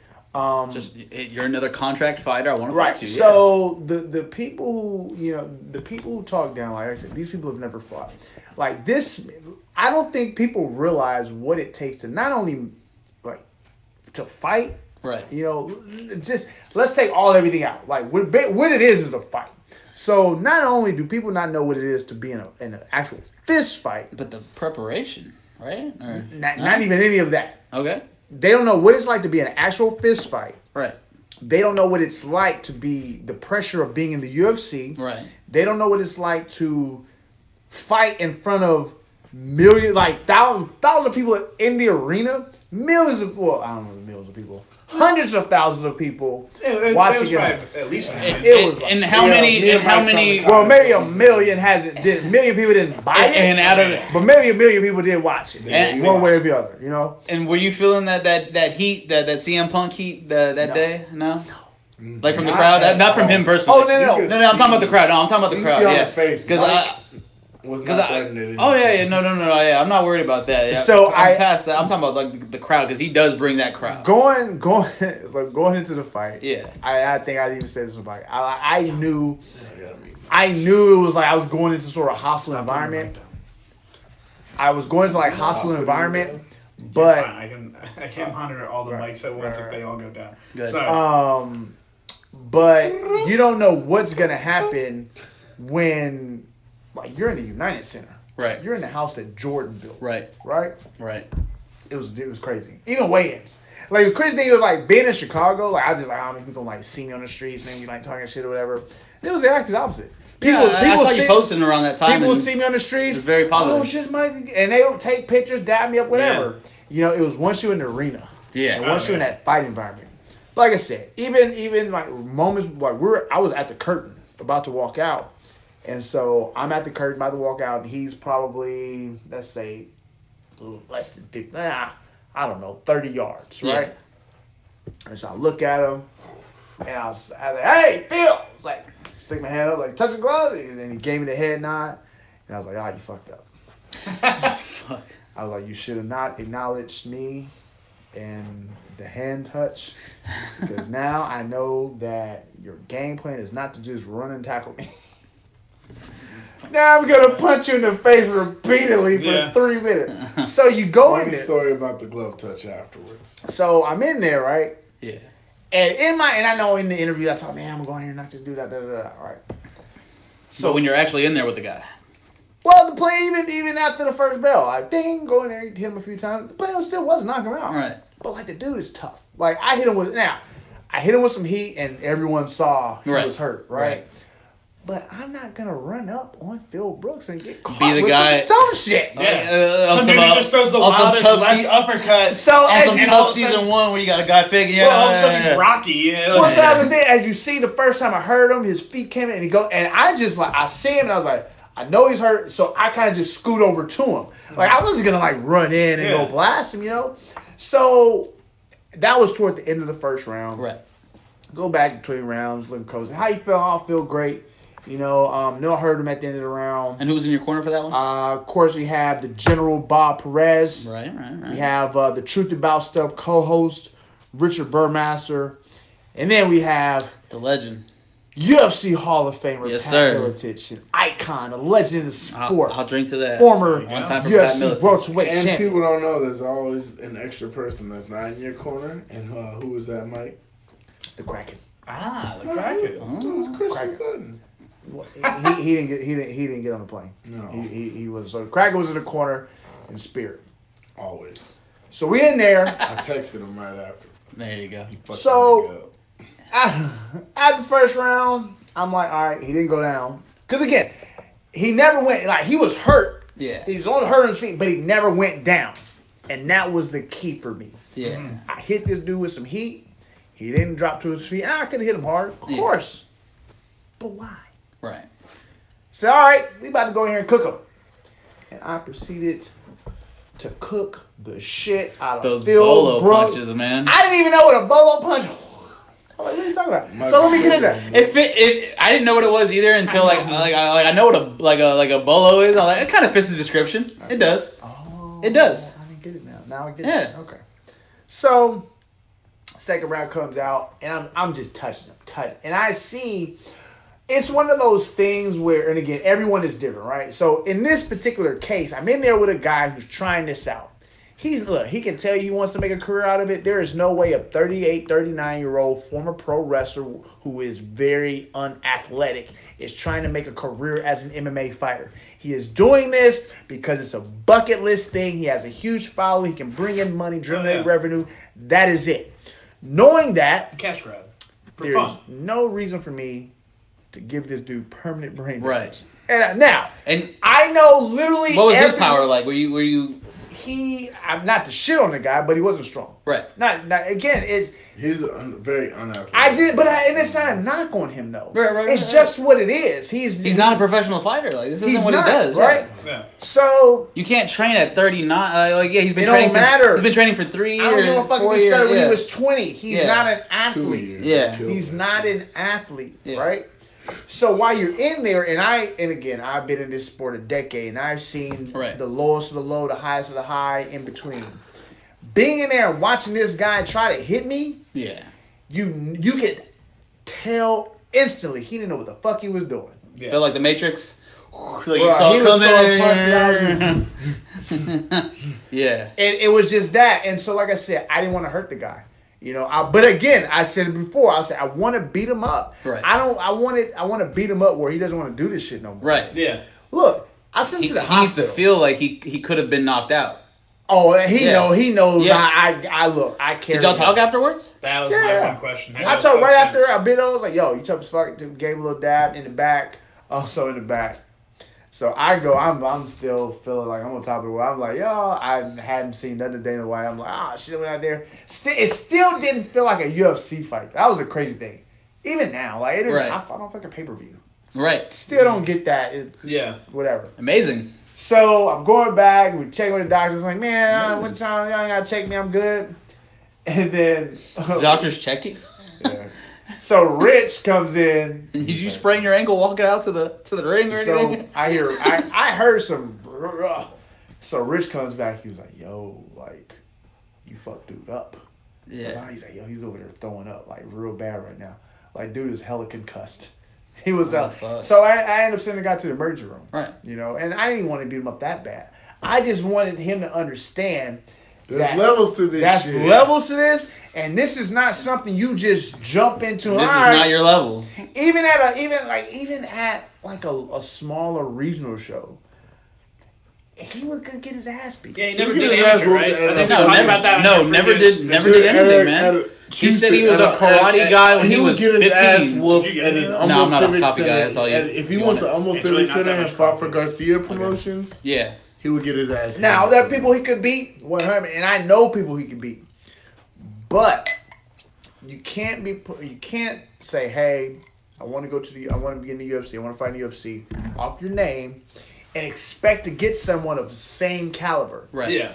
But as I told people from day one, before the Gall fight, I was like, "Look, his best case scenario was to fight Mickey Gall because this is what's gonna happen." That happened. I said, if he fights me, I'm not going in there to submit him. I'm going in there to beat him up. Yep. I literally did everything I said I was going to do. Shit, we talked to you a week beforehand. And I said, I never understood why anyone had any issue with how you handled the fight because it was your goal to go in there and just beat the shit out of him. But that's the other thing. Oh, go ahead. Sorry, but how you said a lot of the people that are that have criticism of it have never been in a fight. They don't actually have the fullest grasp on how any of it works at all, like what y'all do. And so all they want to do is see the shock value knockout or that big blow. And I'll say the Reddit comments were like 75-25. Like 75 like, oh man, why didn't he knock him out? And 25 was like, I'm glad he fucked him up. He fucked him up. Here's the thing though. People saw it. People did see it. I saw it. People when I go in people the cage, saw it. It was I don't want like a an instant knockout. I don't want a submission. Like, I want the ref. Prove it then. Go past one round. I want the ref to pull me off of you. I want the ref to pull me off of you to the point where you know, like, your life was in my fucking hands at that point. So, like, when I go in there, I'm not about a glove touch. Like, my opponent, Contender Series, like, he looked up at me. He goes, "Are we going to touch gloves?" I was like, "No, fuck." Like, I looked at him like, "No, fuck you." That's literally what I said. Right. That's the difference between he and I. Yeah. I like, but for me, fighting is an event, like, because you don't understand the level of. I hate stupidity. Yeah. So I feel that. The level of dumb shit I have to deal with every day, like, fighting is my outlet. Right. So when I'm going there, all the dumb shit I deal with every day, it goes in what I call my fight box, right? In a section of my head, I call it my fight box. When I go out there to fight, so all that bad shit, all that dark shit, all that gets released in there. So when I'm in there, I'm not there to be like... I'm not here to touch your gloves. I'm not here to be a fucking friend. Nothing. This is my job. I'm going to do my fucking job. And I don't want you to ever fight again after this. And that's something that, like, just as a fan that, like, for the last few years that I've noticed. And it's one of those, like, touching gloves at the beginning of the round is one thing. But touching gloves because the ref broke the fight for a second. I'm like, okay, let's do like, no, we're fighting again, man. Like... Let's get back into it. You can respect each other and not touch gloves on that occasion. Yeah, so here's I'm just like, I'm not my guy. Like, it's just, For me, it's like I respect you on the level, like I respect everyone on a certain level until you do something to lose or gain more respect, right? I respect the fact that you signed a fucking contract. I respect the fact that you're... Especially you, because I've known you to have fights signed and then motherfuckers back out. Yeah, I respect the fact that you showed up in that cage. This one right here, man. That's next. But at the end of the day, like, I'm in here, like, if the ref doesn't stop that, like, here's the way I see it. Like, if we were out on the streets or wherever, like, this isn't stopping until one of us isn't getting up. Right. Not for damn sure it's not going to be me that's not getting up. Right. You know? So 100%. We're in there in that cage. I'm going to beat the living shit out of you until they make me stop. Like, right. I want you to suffer every second you're in there with me and regret the fact that you ever thought you were on my fucking level. That's just how I see it. And, you know? and that's something that they didn't take kindly to, but like you were also talking shit in that Contender Series fight. Oh yeah, dude. I talk shit. What were you telling them? I straight up told them. I was like, when we were up there, and I was like, "Oh, you like this shit?" It's like you asked for this. You know? I was like, "Call me daddy," and he was like, he fucking. Then I let go and just pop, pop, pop. So that's the difference between he and I. Like for me, you didn't tell Phil to call you daddy. I did. You know, I think as I've gotten never came to me. As I've gotten older, more happy, my happy place. Yeah, I smoke way more weed. Of course. That's a problem. Outside the contest, I am. No. You solid cool with it. You know, as long as I'm not smoking like the day of. Yeah, I stopped like a week out. I'm just a way more compassionate person. Right. Like for me, and I look, that's his thing. Yeah. And look, Derek Lewis, physically, he mentally and everything hates whoever he's fighting. Right. That's just who he is, right? I actually beat my friend's ass more than I do people I don't know. I don't know. Technically, it's just what it is. Yeah. It might be the knowledge you have of them, or like their ability to. No, it's not about what I think they can do. It's just I don't know what it is. When I know people, I don't have to be like if I'm friends. I guess I hit them harder. I don't know. But when I know people, there's this sense of nervousness that goes away. Right. When I know, it's like I know them. Yeah. Even people like I've had actual fights where I've known the person. I hurt my dude bad. Ooh. But that's just what it is, you know. That's just who I am, and I think I do better. Like for me, I'll hit a dude and drop him, and I'm going. Don't get me wrong. Despite the compassion, I'm still trying to melt your face. Right. This is still. I'm still trying to melt your face. Right. Melt a face ass fight. Yeah. If I'm not trying it, but I'm not trying to permanently hurt anybody because it's still a sport. I want you to never fucking fight again. That's it. But look, if he hits you, out of embarrassment. If he hits you, it ain't like you have the potential of never fighting again. Yeah. It's just people look at fighting differently. And and so I was talking about Reddit comments earlier. So we go from that and then we go to your fight. A lot until like the post fight. A lot of people were on your side like, yo, we just had a heavyweight throw like 3 minutes straight of strikes and not gas himself out. And then he got put in that he tried to heel hook you, and you just came down on him with all your weight, and then you just got on top of him. Yeah. And so people were just like, yo, this guy actually has like a chamber. Like he can actually throw, like, and so people were actually very excited to see a heavyweight that has a gas tank, and then the fact that you had personality afterwards, you weren't stumbling like Colby Covington gets a lot of shit because he talks a lot of shit, but he stumbles a lot. He sounds like a fake McGregor. Oh yeah, he sounds like he's trying to be. He's mean just for the sake of being mean though. Like me, it sounds like Mike. I only talk shit if the dude talks shit first. Right. Like. If there's no shit talking prior to it, I'm not gonna shit talk him afterwards. Right. What was Teed saying beforehand? He was just like, he's not really a real striker. You know, all of his TKOs come from his and then what happened? He doesn't throw very many crisp punches. Right. And then he said he thought he was a better wrestler than me. I'm like, no, I saw that. That was like, goofy. And that's what pissed me off. I'm like, bro, where the fuck did you? I wrestled Division I. I was nationally ranked. I've beaten All Americans. Right. I've beaten Olympians. Who the fuck are you? Right. And then, so I just walked in there. I was like, Sean Beer Belly T talking about your. That's all I was thinking about. I was like, I'm gonna fuck this dude up. Mike will tell you this. Your coaches talk to you, find out where your head's at, right? Get you in the right mental space, right? For this fight, my coach didn't have. They're like, "Where's your head at?" And I was like, "I want to fucking kill this guy." And they're like, "All right, well, calm down." I'm like, "No." I'm like, they're going to have to pull me right. off. I'm like, "You gonna die? You gonna die?" I remember from Omar Epps from Higher Learning. Deja, you gonna die. That's my favorite movie. I shouldn't say that. I was jumping. I'm gassing it, but I do put a little gas on it. I gas a little bit. I do love Higher Learning. Who is your growing up? Who was the shorty that you looked for that you was like, yo, she's bad? Mariah Carey. Mine was Tyra Banks. Oh yeah, me too. Oh boy, to this day I can't see a picture of Tyra Banks without thinking about what could have been. So this is what I used to do. This is what I used to do. I'm gonna take a picture. You know the Disney Channel original movie Life Size? Yes. They're doing a sequel. Hello. I'll be back. Shine bright, be man, my black ass was jamming that shit in my homie's room because we didn't have cable in my spot. I was jamming that shit like I love Tyra Banks. I watched the Tyra show every day hoping for a nip slip. Here's what I used to do. Well, he missed out on this story. He'll catch up. So when I was younger, my mom, she would always get the Victoria's Secret catalogs. Mm-hmm.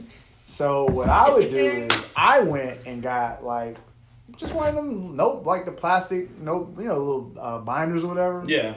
Got the sleeves and I would just go through them things and I would just cut out the dope Tyra Banks and I was Tyra Banks scrapbooking.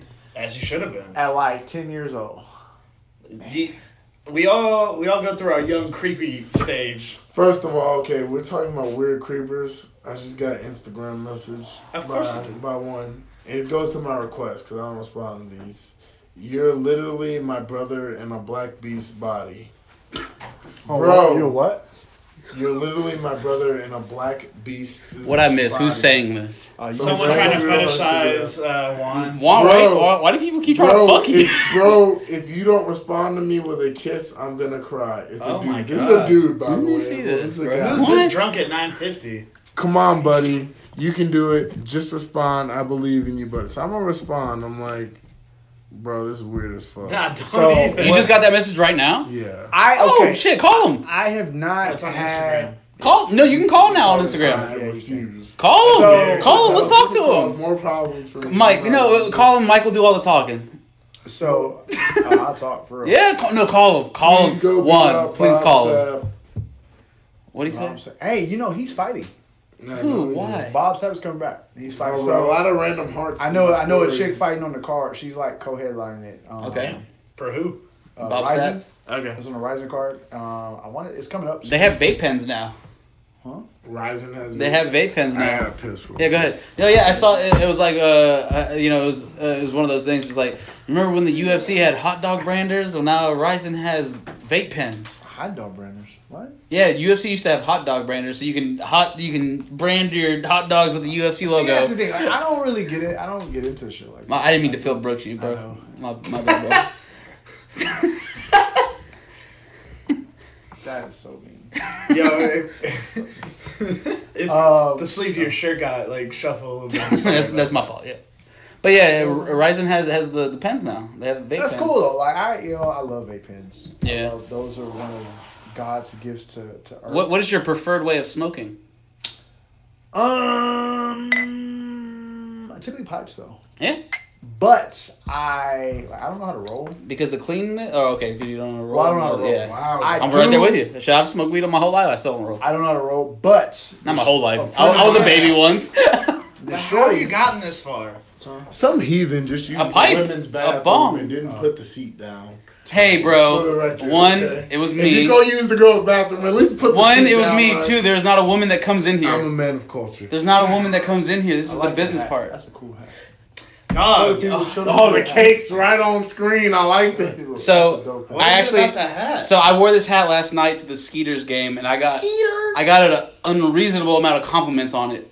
And so I was like, "This is a joke. I feel like I'm being punked." And now you're saying it, so I feel like it's carried over. Garrett, are you in on this? Nah. What was I talking about? They gave us free. We were talking about Ryzen. Talking about Bob Sapp. Bob Sapp's fighting homegirl on the undercard. No, she's actually the co-main event. Co-main event, yeah. She's the co-main event. Mirko Krokop's on that card. Mm-hmm. Yeah, actually, man, RP Kid Yamamoto. Yo, for real talk, R.I.P. Kid Yamamoto, man. That guy was sick. Man, so we found out. So sick. We found out. I was really hyped that I responded to his message. Oh, I know what I got. I got something. Tell him we'll call him. So, no, we're not.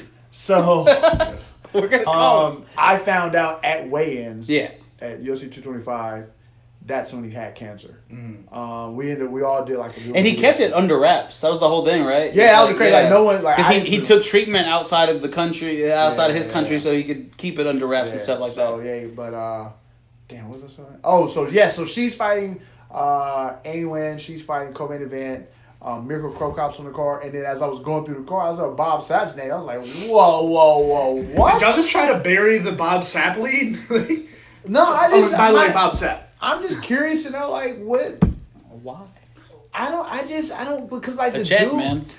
But you know what he's going in there to do. My dude is going in there to like get poked in the eye or thumped and tap. Your butt is all in the camera. You're tapping the thumping. Yeah. You hump the camera. Or pinch, whatever. Yeah. You know, but yeah, so yeah. I had to explain it to someone the other day because they showed me a video of Bob Sapp because they didn't know who he was. Like, hey, this guy looks like the guy from The Longest Yard. Bruh. And so I looked, I'm like, oh, that is the guy from The Longest Yard. He's like, well, is he about to win this fight? And I was just like, because Homeboy was asking, he's like, well, do you think he's going to win this fight? I was like, I can guarantee you, I don't think he's won a fight in 5 years, man. Like, Bob Sapp is one of like those guys who I fucking love. Like the dude, I fuck Bob Sapp up. Like the dude is just, like he looks like a comic book. He looks like a cartoon character. He looks like he does. Blob's.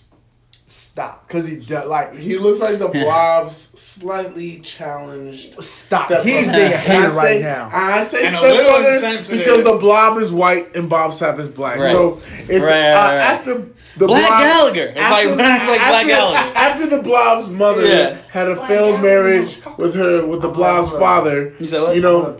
Yeah. After the Blob's mother had a failed marriage with the Blob's father, you know, she realized she had gained a little weight, and only a certain became the Blob herself. Only a certain demographic of man would be attracted to her after tax season.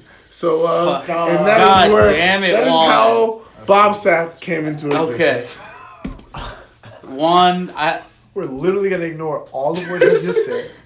Might continue. And say that. Say anything, honestly. When Bob Sapp was taking all of the steroids, yeah, my dude was like 7 feet tall, 400 pounds.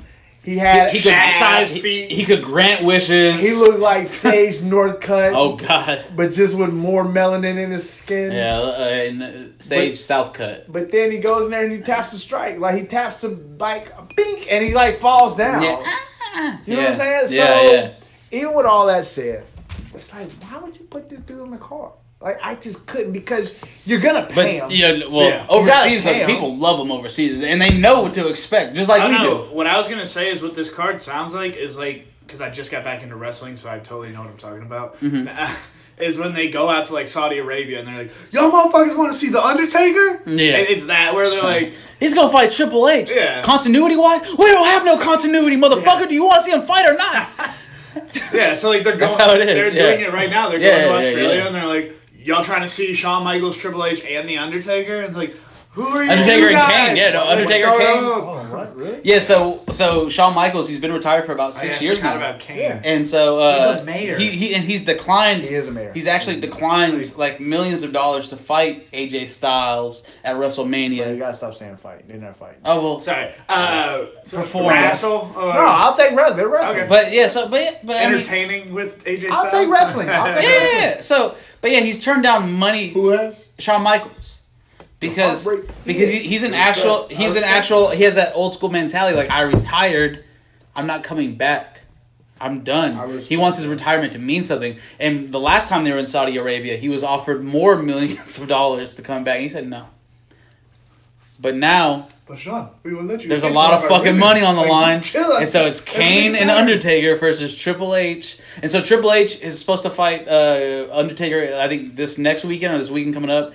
And in Australia versus who? Okay, well, so the Saudi Arabia match will be Kane and Undertaker versus Triple H and Shawn Michaels. Mind you, but they're not even really brothers. They are not the really brothers. Hear me out. Hear me out. Yeah. Shawn Michaels and Triple H have a lot of history together. Of course, yeah. So it's different. So if he was coming back for a singles match, it wouldn't mean anything. No. But the fact that he's coming back for a tag team match with Triple H, right, like part of the Generation X or whatever. I think that makes the match whacker. Yo, I was vintage shopping the other day, and I came across this new store. I can't remember the name of it. It's over my. You just don't want to tell us. Okay, no, go I ahead, legit bro. don't remember the name of it. It's a new store. It's been over like 3 weeks. Okay. And it's over by the Leopard way, Lounge. if you're in Montrose, hit up Erotic Cabaret.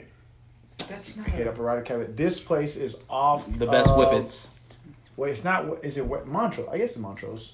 Wherever the American Apparel store used to be. I know what you're talking about. Oh, off of off of Westheimer, like right by the Grange and so Boys and Girls it's and all that. right next to Leopard Lounge. Anyways, I walk The in. Cougars hang out in the Leopard Lounge? Bruh, Because I your boy love looking them. for a sugar mama, you know? I love No, I'm saying. Oh, shit. This is a Leopard Lounge. My girls listen. Leopard Oh, no. Lounge. Hey, You make a race. change the subject. Let's go. To get yourself in So trouble. look, so Leopard Lounge, they have a bunch of different eclectic shirts, but they're typically like they're vintage tees that have hanging up like old rock and roll shirts. Yeah. This new spot is more like hip hop. Okay. And yo, they have I haven't verified the authenticity of the shirt. They have the tour shirt from Snoop Dogg's Doggy Style album. The shirt from Joint. Give me a number. How much you think they have it for sale for? 45. Oh. $10. No. Wait, you said okay. 65. I'm going to say 10. No, that's I think they have it for bad cheap. one. No. I'm just gonna because y'all are all just way the 15. fuck off. $150. $1,200. God.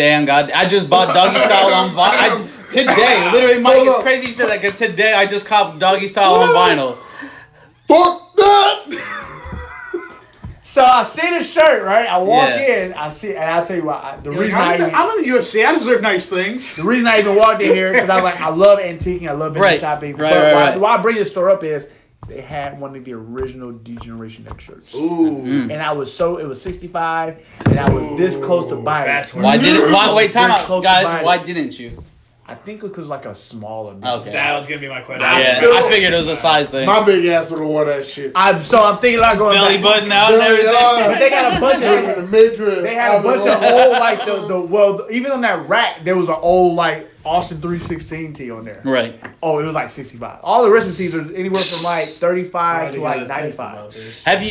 Are you a big fan of The Office by any chance? I never got into it. Not to say I'm not a fan. I just never got into it. Because of what you just said, it just reminded me they're auctioning off a bunch 500 props from The Office. Those are going mad. I remember when they did that with Entourage. Yeah. Okay. Yeah. So, but they're selling the desk, they're selling the reception desk, everything. The only all the desks are the same price to start, except for Jim's desk. I guess Jim was the more popular character.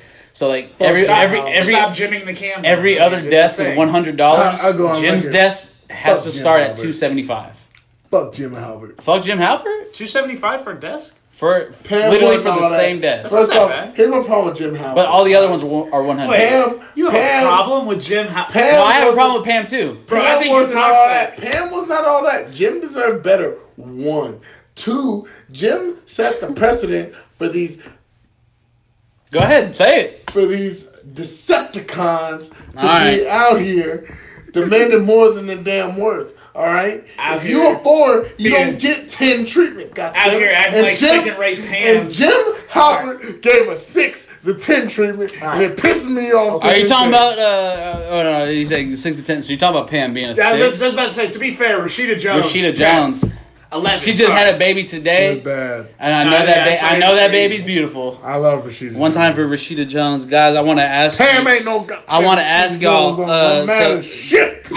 UFC 229 is coming up. Pam can still get her shit rocked. It's on track to be the. I'd still do it. It's on track to be the highest selling pay per view. 229. Hold on, we got 229. Hold on, we got. You always have to got important. But hold the mic. Yeah, we got busy. We got employees here, so I want to ask about it because this card is actually like stacked to the gills, man. Shit on the prelims, the UFC fight prelims. Are you gonna run this or should I pull up the card? No, I have it right here. To the gills like Brock is juiced to the gills. Hey, tough guy. Ooh, I would love so, Gray Maynard, Nick Lentz is a great fight, and it's on the fucking prelims. It's crazy. That is crazy. Who y'all got? I have no idea.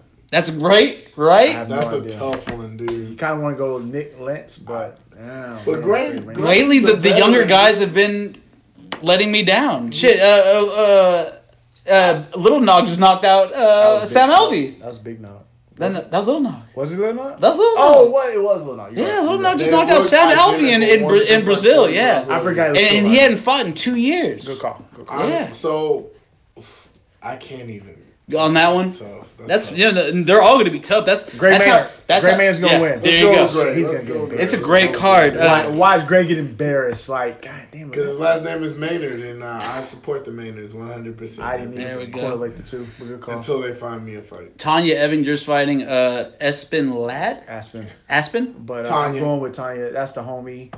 She's been on the show before. Shout out Tanya. She is tough as fuck. Yo. She's violent, and I don't know if. Shit, we watched the Cyborg fight together. Yeah. Tanya, man, I thought Cyborg was. That's the last time I drank with you, by the way. And in case y'all thought Juan was bullshitting, nah, he drinks those martinis or those what do you? I think I saw you drink at least 2 or 3. They're called Cosmos. He was drinking the Cosmos. Yo, that is not a lie. That's not a person. Mike, that is not a persona. When we went out. So look, it's not a persona, bro. We're sitting at the bar. We're sitting at the bar, and Juan was like, "Hey, what you want to drink, man?" I got my drinks. All right, bet. Hey, I'll have a Cosmo. I was like, okay, so this is real. Juan is about it, and he didn't just have one. He didn't just have 2. He was killing them Cosmos. You're undefeated in Cosmos as well. Yeah. Go ahead. And this is I remember the first time. Well, being out with Juan. The first time I randomly saw him at a spot. He was a door guy. Okay. And he came out with kicks for a little bit, and I guess he went back to work. This time, did I hit you up or you hit me up? I forgot who it was. I think you hit me up. Okay, I was like, yo, I think it's like, yo, I'm being the hypes or some shit like that. Like, let's go out. Oh, we got a spot. Meet me over here. So I meet me over here. Drinking, and my dude ordered a car. And I know his personality. Boy, he legit ordered the Cosmo? Yeah. Ordered it. That's how I felt. You ordered what? Nigga said he ordered a Cosmo, and I was like, okay, he's about that life. We were at Sammy's Sports Bar and Grill, and the waitress came along. She took all of our orders, and you got the biggest motherfucker at the table talking about, can I get a Cosmo? Yeah, I forget what the dessert they had there was. So you were there too, huh? I'm Fat Boy. Were you there? Yeah. And the dessert they had there, choice? It was a cobbler or something. Cheesecake. If I had to pick, I'm ice cream. Ice cream. Just well made. Get up and leave this motherfucker. Cookies, actually cookies. Cookies are my shit. Yeah. Not imitation cookie. Not imitation. He's talking about not imitation cookie. Not imitation Oreo. Oh no, sorry. I mean. Well, yeah, this is motherfucker. Wait, he said cookies. Bruh. What kind of cookies? Chocolate chip. But like, that lame ass shit. I'm talking all types of them. I like chocolate chip cookies. I like sugar cookies. Sugar cookies aren't that great. I like my chocolate. Sugar cookie is the water of cookies, in my opinion. It is the water of cookies. If you have a problem with sugar cookies, bitch, you don't like cookies. Motherfucker, I love vanilla ice cream. That's what I ate a bowl of vanilla ice cream last week. Also, the white macadamia nut. The chocolate. Yeah. Here we go. So we're out. That's why I said I'm sorry. One more thing. That's why I said all cookies. One more thing. Isn't it funny that white chocolate is a minority? Isn't that funny? Isn't that funny? Great. I know. So white chocolate doesn't get any respect. We're out, right? That's why I'm wearing Adidas. And after I ordered my Cosmo, the two ladies we were with were like, I'm wearing Nikes. I can't believe you're ordering this, blah blah blah. And I'm like, I'm secure with who I am. I don't give a fuck what you think, right? We're chilling, right? Next round of shots come out, and dude's like, what do y'all want? I'm like, I need something pink with vodka in it. He said that. And the dude was like, okay, whatever. And I gave him the tip that I tip because I tip well, all right? It's just breaking all stereotypes. So, yeah, exactly. That's why I tip above stereotypes, but not too high. Yeah, I'm not trying to break the stereotype. I'm just trying to be white. Where he poured, he went through, but he looked at my tip me as much as a white. He goes, word, and he goes and pours extra liquor in each of the shots. And I'm not gonna lie, those shots are what gave me the courage to shoot my shot. And shoot, that's liquid courage. That'll do the trick. Sergio Pettis is fighting Jussier Formier. Jussier Formier. I got you. You can read right there. Jussier Formiga. Formiga. I didn't know if you pronounced the G or not. Yeah. Formiga. In my experience or my knowledge, if the Pettis brothers on the same card, only one of them wins. Look, Sergio Pettis. He's a bad motherfucker, but the odds go down when they fight on the same card. But the dude, like the kid. That's why they stopped doing it for the most part. This is the first time since Dallas, I think. Despite me running into Sergio as soon as I got to Chicago and he mugging me. Why did he? Because I was fighting his mans. Because he was at Rufus. I should say his man. His brother's man's teammate. His teammate. But I remember walking in. I went to just sign my paperwork. Right. Stuff. He was walking in. He just had this look on his face, like, and I just looked at him back, like, one, I know who you are. Right. Two, like, why you gotta be bugging me right now? We not fighting. We're never gonna fight. Yeah. I don't have a single piece of beef with you. Really. None. I like you. Cool guy. I love your brother, but yeah, you're cool too. Shout out to Anthony. So he followed me on Twitter, so I like to. When he followed me, I followed back. You got Sugar Sean O'Malley. Hold on, let me finish my story. Oh, there's a story. My bad. No, go ahead. There ain't rushing. Go ahead. No, ain't no rap. Go ahead. There's no limit. Yo, this is one of our gorgeous. God, Anthony Pettis has a beautiful wife. Yeah. That is how... Wait, Juan raised his mic up to his mouth like he was about to say something about his wife. He put it back down. Well, I was just saying, look, when you look, Anthony Pettis is good. I'm not talking about people's wives because y'all know my theory on women in relationships / marriage. They're not really... For those that don't know. But, no, look, we're going to get into it? If I don't know the dude... We're getting into it. And he can't whoop my ass, you single to me. That's fair. Anthony Pettis, I respect him. He's a cool cat. That woman is beautiful. Yeah. When you look like Anthony, he's a good looking guy. When you look like that, and he was on the Wheaties box, man. Look, I forgot about that. Yeah. Good call. On the Wheaties box. When you look like Anthony Pettis and you sit in cage side and they pan that camera around. And they put that little drop on the Anthony Pettis' wife. You can't be sitting there with a booger wolf. God, you have to have somebody. That's my favorite. Why? That's my favorite line in that song. What is it? It's in the song?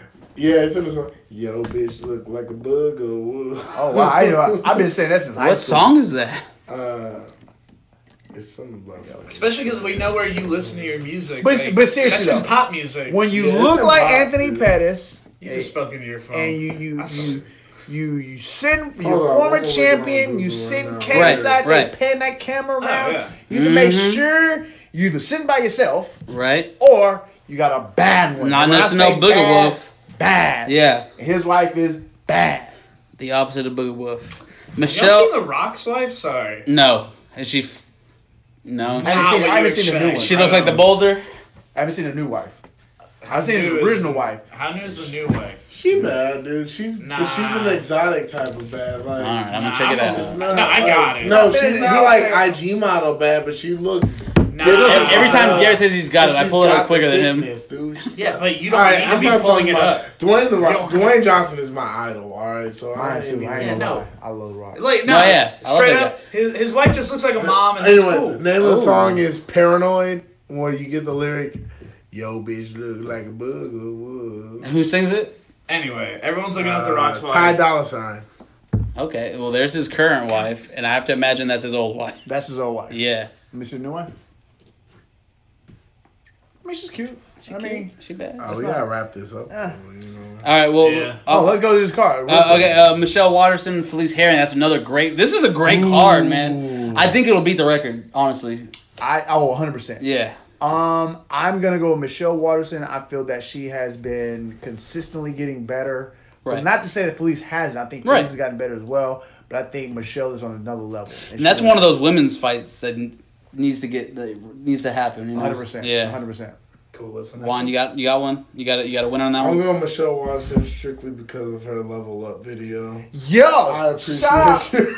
Shout out to Michelle. I appreciate you and Holly Holm. And for bringing in Holly Holm. Look, I have always, when I found out who Holly Holm was, thank you, Colin Cantrell and Mick Maynard. When I found out who Holly Holm was, and I saw her in person and saw the magnificence of her body.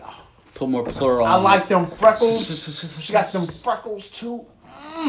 She's I can't look at Holly Holm in that way because when I trained at Jackson Wink, I met with her father and we had a very wholesome You met the preacher of the preacher's daughter. I met her father. I met her husband. She's still back. Horvey, you want to crack the last one open? That's the only beer we haven't cracked open yet. And I'll keep going through this card.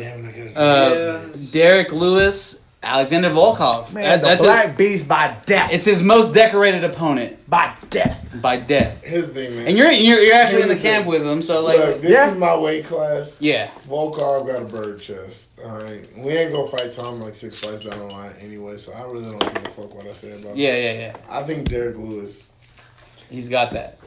Decimates. I just want to say that'd be the greatest moment of our podcast is if we got pulled up somehow with you saying that about him in 6 months. I'm gonna let y'all know right now, Derek Lewis. I know people they talked about the Ngannou fight. That was just styles. That's what happens stylistically when you have two guys like that. Volkov is not that type of cat, and I haven't been in the full camp with Derek. I've been there. I kind of came in toward the tail end, shot some photos, did some little social media work for him. But when I tell you, like, my guy is ready. Because you've been in there with him recently. He's taking care so you know where his attitude's at. I know some in-depth stuff. Yeah. He's ready. Yeah. And come Saturday night at UFC 225, I think we see a death in the cage. A death in the cage. I love it. And I agree. I love Derek. I love watching him fight. Literally every time I watch Derek fight, it brings me to the edge of my seat because I'm just waiting for that fucking one hand to it's to crazy. For me, like I said, I get to watch him work in the gym. Yeah. I see what he does, and it's crazy to just watch it live, and then or just the training aspect of it. And then you see him put it together in a fight. Like with the combination he knocked out Gabriel Gonzaga with, is a combination he has worked over and over again with the General. Bob Perez, and that was muscle memory. Yeah, and to see that, look, man, the dude legit got to the UFC off of pure talent. It speaks volumes for like getting in there, and because it's the basics. When when he fights, man, you just know some violent shit's about to happen. Minus the last fight, outside that, some violent shit's about to go down. 229. Juan, do you want to say anything? Sorry. Go ahead. Nah, Derek is cool as hell. Yes, sir. OSP versus the undefeated Dominic Reyes. Y'all got anything for that one? That's a great fight. That's actually a really good fight. Dom Reyes is managed by the same dude I'm managed. Okay. So I'm going Dom Reyes. Okay. Hands down because I'm not even. So if there wasn't any bias, you still go for Dom? I still go for Dom because Dom's hot prospect, right? You're not worried about like the level of competition he's faced up until this point? No, because Dom is that legit. Dude. Yeah, okay. Dom is dude had over 1 million views off of an LFA clip. Right. So he's legit. He's been doing the same thing his whole career. He's the same dude. Step up in competition doesn't impede his level in any way, shape, or form. OSP, you look at, he fought top guys before, and he's kind of faltered. This is a similar thing in the aspect that you're fighting a guy that hot dude is hot, right? Dude on fire. So you think there's more pressure on OSP than there is on Dom? There's more on OSP than Dom Reyes. Because Dom's got nothing to prove. Dom's just gonna go out there doing his thing, and Dom's confidence is high as hell right now. OSP, you don't know where his mind is. And this is something that you could probably attribute to more, but you don't feel like as an undefeated fighter, there's not like an added pressure to maintain that? No. No? Like me, I look forward to the time I finally lose. Like if or when it happens, right? Like he doesn't look forward to it. And or when it happens, no, that means like press conference, like, please beat me. That means I'm gonna be going in there with a renewed state of mind. Like, here's the thing: like when I wrestled, what he's trying to say. When I wrestled in college, right, coming off of a win, right, wasn't that great for me. Like I've only my longest win streak in college, I think, was like 8 wins or something like that. But the next match I came in after a win, you knew that dude was getting fucked up. Right. So for me, and it's hard battling because, like, no matter how you look at it, you don't ever want to get complacent. Right. A little bit of that sits in the mind. Like, I still work hard. I train 7 days a week. My off day is Fridays. That's why I can only drink Thursdays. And that means I go do a technique session in the morning. You only drink Thursdays. Here we are. I do a technique session in the morning. Hey, Juan, real quick. Not to cut you off. I'm going to let you finish. You got a cool shirt, guy. I like that shirt. True. Talk about the shirt, new Kraken design. Yeah. So my off days, though, consists of a technique session in the morning. Right. Then I go run 3 miles. That's an off day? Then I run 3 miles on my off day. I run a mile. I'm like, and then I walk around. Like, I have to walk an additional 2 miles or so. And even then, like, it's an off day. I don't get to drink that day. Right. It's just a day that I have to do an hour of stretching, right? And that's just like to properly stretch because you're a big guy, man. Right. So you got to take an hour. Keep in mind, dude, that's my off day. Right. Right. Of course. So people don't get that, and so even though like that, but even still, there's a level of complacency that falls into that because none of my fights have lasted 5 minutes. So I can go on. I mean, in my mind, I'm thinking like, all right, even in my 60, 50, 40%, right, the next dude can't handle me. So it's hard. It's hard to maintain that motivation. Mm-hmm. So for me, like my body, I can't sleep more than 6 hours. So I'll be knocked out, right? And then like I'll have a nightmare or something where like I lose. And now you're up. Or something negative happens, and I wake up, and my first thought isn't like, "Oh, it's just a bad dream." It's like, I gotta go fucking make sure that never happens. I'm not that guy that lost that fight. Yeah. I feel that. There's something I want to ask both of y'all, just because y'all actually fight and train to hit people. Is like there's the legend that like in your dreams when you throw punches or anything, like it's all weak.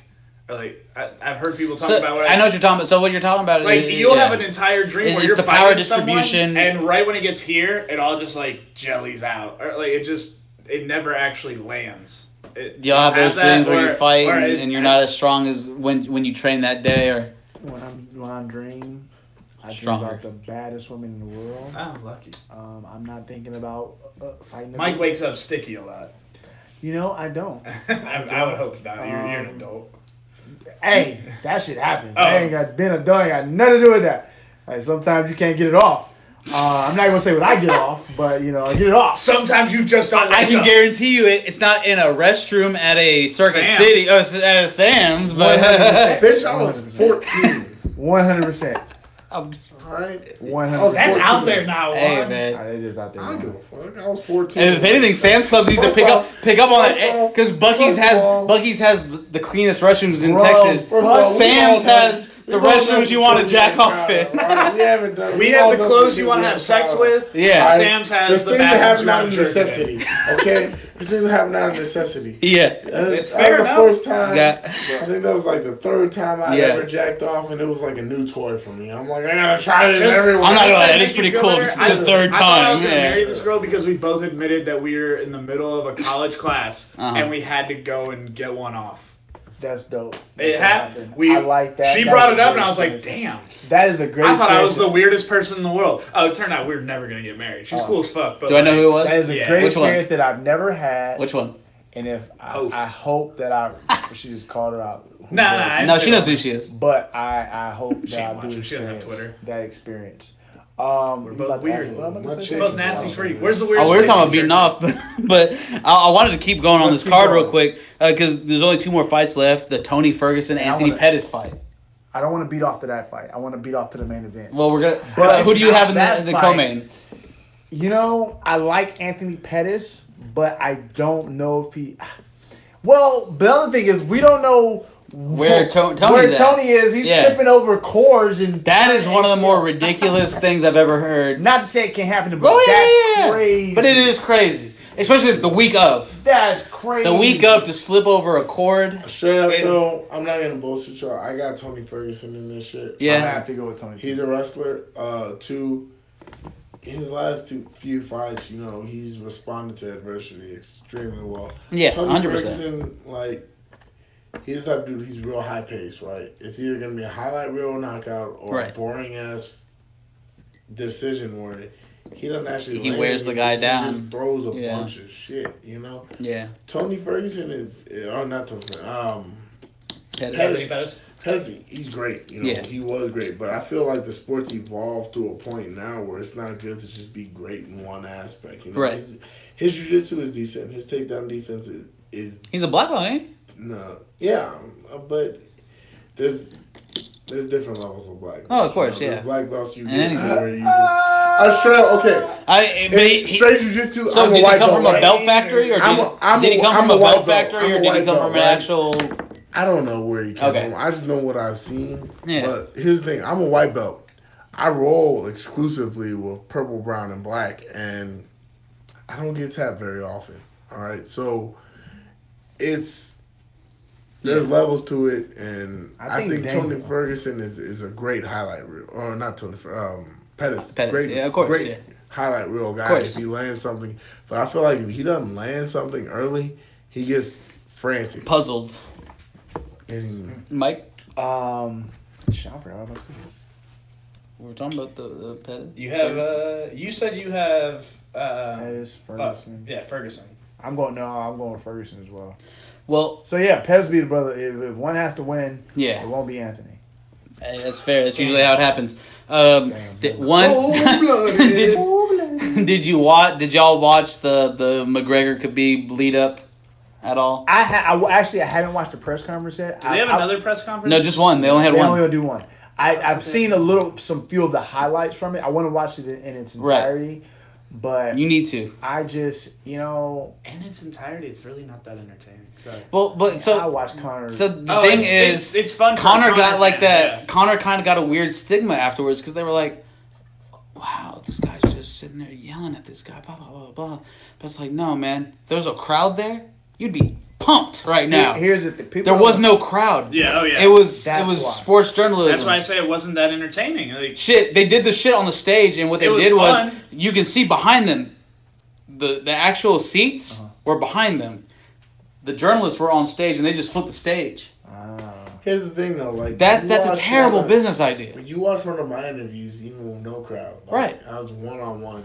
Shit was still funny. It's different types of. But it's different types. Conor needs that crowd reaction. I don't think he does though, because he kept his same energy. He kept his energy up, but when people I was watching it, nobody was laughing along. But but if the crowd was there, they'd be feeding into it. That's true. But some of them, it also could have been like, if they were Khabib fans, they would have just been like, "You're fucking stupid." But how many times is Conor out-fanned? Rarely. Very rarely. Look, I don't see Khabib being the guy to out-fan him either. Apparently, I took my DNA test, and your boy... You say apparently, did you take it or not? Your boy is 12% Irish. Okay. You're going 12% Irish. You're going with the fucking Conor McGregor, man. You're going to touch him with that left hand, you go to sleep. Motherfucker. Juan, who you got? Look, man, I'm a wrestler. Yeah. You know damn well. So you think Khabib's wrestling is going to overtake the fight? I do. I think there's a caveat to that, though. If Khabib gets touched, Conor has that ability, you right? know? Of course. And Conor is one of those dudes that he sees blood in the water, he goes like a shark. Yeah. So my leg is jigging. Conor's gas tank is also shit though. So I'm gonna go Khabib. But I don't think it's gonna be one of those. It's not gonna be. Is it a finish or is it a decision? He is about to. It's either gonna be a finish or a very one-sided decision. It's not gonna be a close fight. Mike, what you got? It's either gonna be a one-sided decision or it's gonna get the Jose Aldo treatment, and I'm done. There we go, Juan. Real quick, before we get out of here, Juan, I want to know because Mike sounds like he has a fight in mind, and there's something going on in 2019 that we're about to find out about. But Juan, man. You want to fight Greg Hardy. You want to fight anybody. Yo, if you can get in the cage with me, if the door's closed, if the door's closed, Juan wants to be there. Before he answers, one, he's not getting Greg Hardy. Of course. They're paying Greg Hardy not to fight in the UFC. Well, technically you're right. Technically you're right. They're not going to do that to Greg. Yeah. Because we know what he's going to do to Greg. Then, on top of that, he's not even in the UFC. Right. He's on a developmental contract. And don't get me wrong, I actually like Greg Hardy. I've spoken to him, and I feel that, I know what he's going to say, he's different than I am. No, but I love to hear your... the reason why my thing is, like, I know he gets the shit, the things that he's done or allegedly done in the past. Even though we seen the video, he fucking hit that bitch, that tiger. There's no allegedly. God damn, dog! No alleged. But give it, so I factor in a bunch of things. I factor in that one, I do feel, not that, just personally, I do feel that people can change. I do feel people make mistakes and they learn from that. Mm-hmm. On top of, I think the CTE and things are real. Right, of course, it is real. I feel that, not to say that was the case he exploded on her face, but... that could play, and I have to give the benefit of the doubt. If I ask Greg Hardy, he says, "Greg, man, you out here, you tiger uppercut this chick. Do you think it was a CTE?" And if he says yes, I believe that because I don't know him as a liar. But at that point, does that not now have a case against like if CTE led you to beat a woman? Let him finish. Well, yeah, fuck the NFL. We ain't talking about them. Right. But no, I agree. Yes, but that's when the lawyers come. Mm-hmm.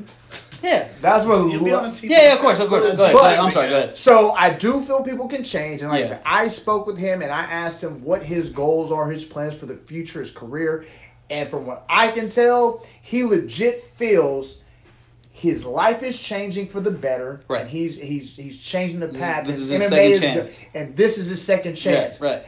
Until he proves otherwise, I have to believe him. So. Real quick, he's fucking delusional. Real quick, so real quick for both of y'all, how do you feel about the level of competition he's faced in MMA? Fucking trash. Yes, it's been trash. He fought the kid from Nutty Professor. Jabba the fucking Hutt. He fought Jabba the fucking Hutt. Keep the mic.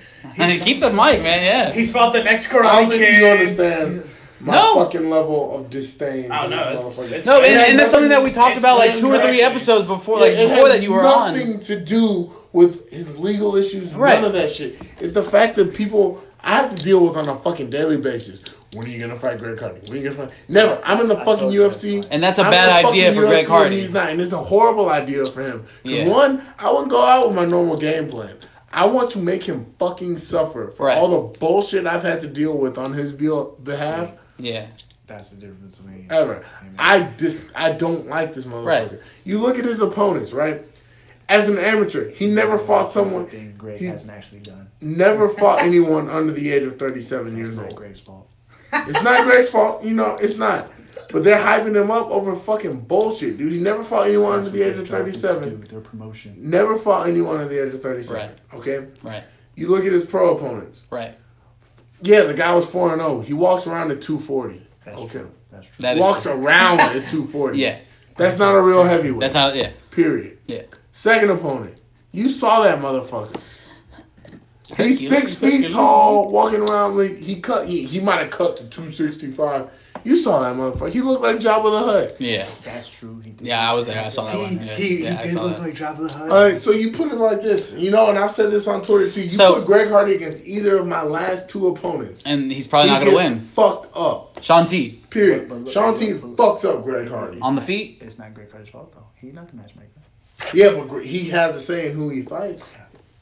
Greg Hardy's a business, and he's making these business decisions. Nice. He's making the business decisions, but you also look at this, okay? Everything positive anyone has to say about Greg Hardy diminishes at the age he's at. Mm-hmm. Greg Hardy's over the age of 30, right? Your athletic ability declines after that age, right? Mike, are you as athletic? How old are you, Mike? I'm 33. 33. Are you as athletic at 33 as you were at 28? The jury's still out. The jury's still out, right?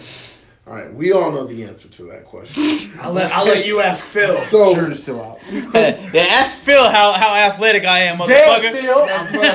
But that's my thing, okay? Oh, man. So I got another question. I can't even forget about that one. Yeah, this is actually really important. Go ahead. You cannot compare me to Greg Hardy by any stretch of course. Hell no. All right? Hell no. And furthermore, so legal issues aside, personal shit aside, whatever. I can talk about his dumbass haircut, the fact that he sounds he every time he speaks into a microphone, it sounds like he's just finished sucking dick. Okay? I plead the fifth. Yeah. Okay. He's got a hoarse-ass voice because, it sounds like he sucks dick. You can talk about the fact that, yelling at women. fucked one of the strippers. He's busy yelling at women. Fucked one of the strippers that Greg Hardy used to frequent down in, I plead the fifth on that. Down in Miami. Yeah. She said he done tip or shit, okay? Damn, Greg! Tip, bro! You got them contracts, Greg dog! Hardy doesn't support capitalism, goddamn. Alright. And he doesn't respect sex workers, because that's a thing now. Yeah. So, that's my issues with Greg Hardy. Real quick, and we can head out of here. Mike, you recently got, I don't even know what to call it. Is it a call-out?